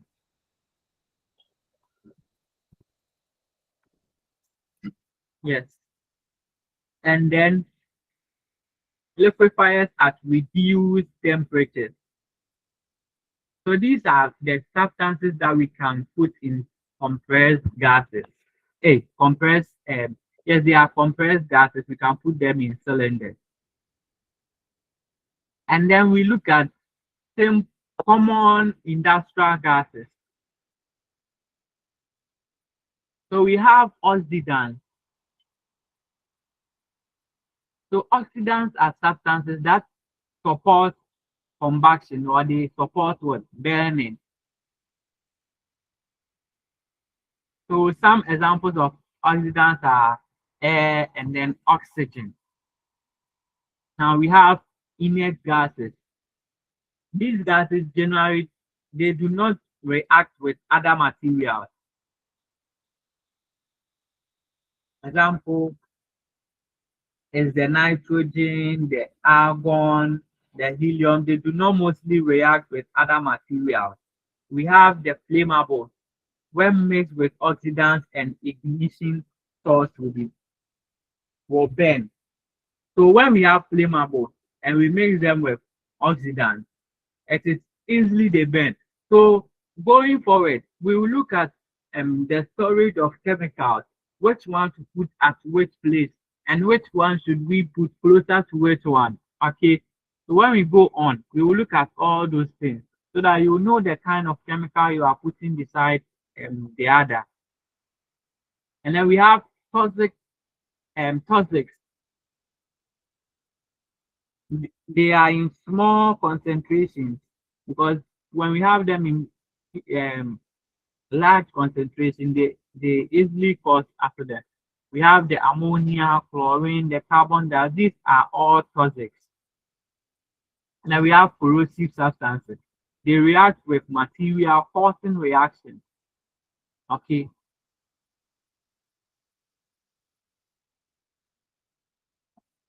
Now we have the fluoric gases. They ignite spontaneously in air, so they easily cause burning. We have phosphine and xylene as examples. Now, I think we can end today's class here. So, what? Hello. What? Yes. What we have done so far. Is there any question, any suggestion, clarification?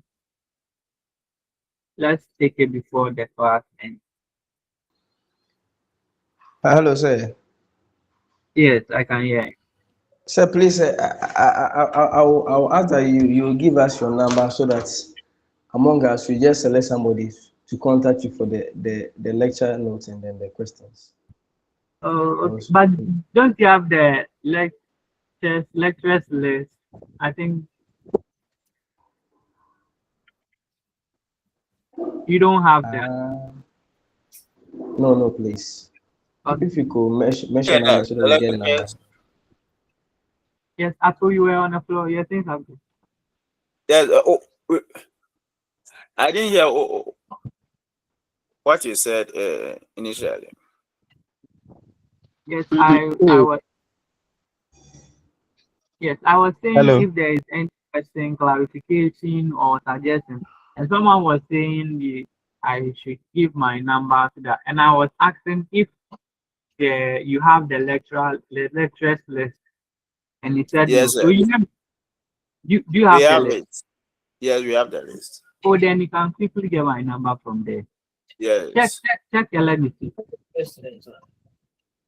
Okay. So please, that one is many, so sometimes we can't specify yours. Look for online. My name is Frank, so you can see. Say your name is what? Frank. Frank. Yes. The list, I think it is Ofori. Yes. Ofori what? Let me confirm. Yes, Ofori is part of my name. My name is Terry. I'm a Ofori Frank. Oh, okay, okay. Is it the same? Yes, please. Yes, because there's another lecturer, Dr. Albert Ofori. That is a different person.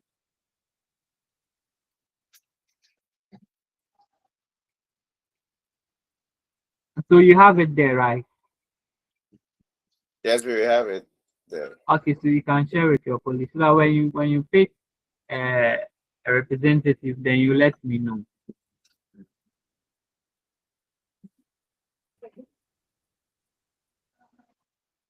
Is that okay? Yes, sir. Okay, so in that case, then all right. So in that case, then I think we can close today's class. All right. Okay.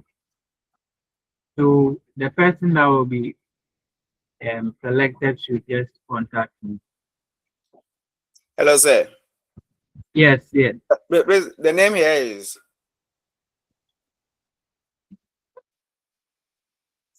Dr. Albert Ofori. Oh, check. I think we have 3 lectures, so check. Yeah, so we have the coordinator to be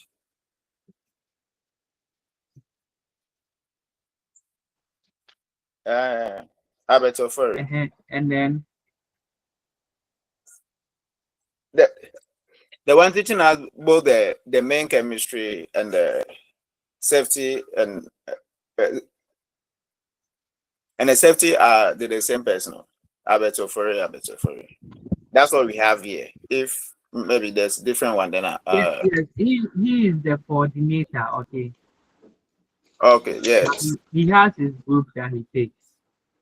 So mine is also a different group, and there's another lecturer that has a different group. Then we don't have your name. Yes, I kindly mention Okay, the number. let me mention it for you. Yes. 055 0 Yes, 50 5 66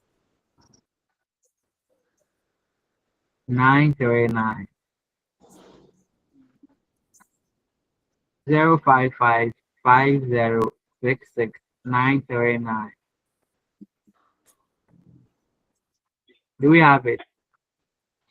Yes, please. Okay, that's all.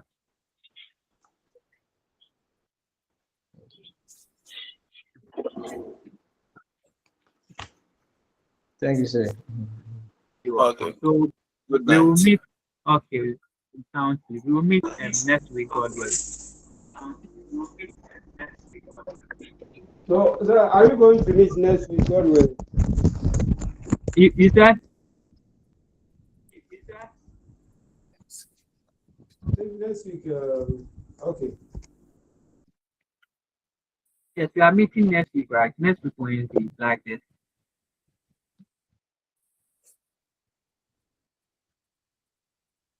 Okay, so that is all. So we will end here. There's someone's hand is up. Gabriel. Sir, Yes. with the links and the name, I think we've done the updated one, so we send it to the group. The one with your name and your number.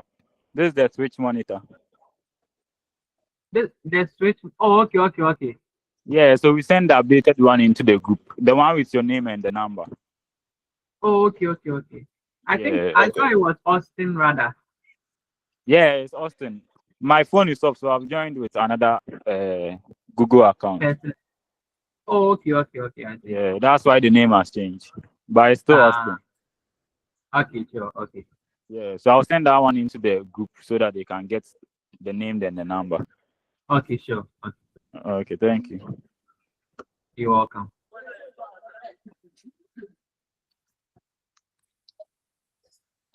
Okay, so we will meet next week. Bye-bye. Bye. Thank you. You're welcome.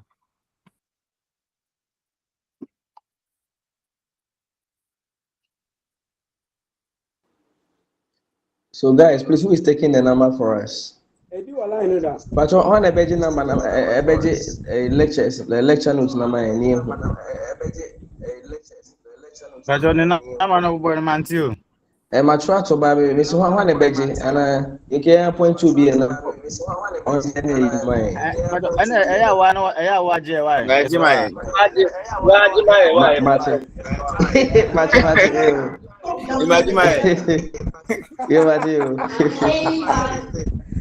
I want that information, man. That's why I want that information, man. My contact manager.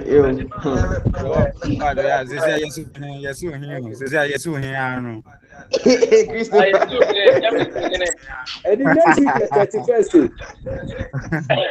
Eddie. Yeah, promotion, Eddie. Yes. Next week, 31st. 31st, you see a lecture, sir. Next week.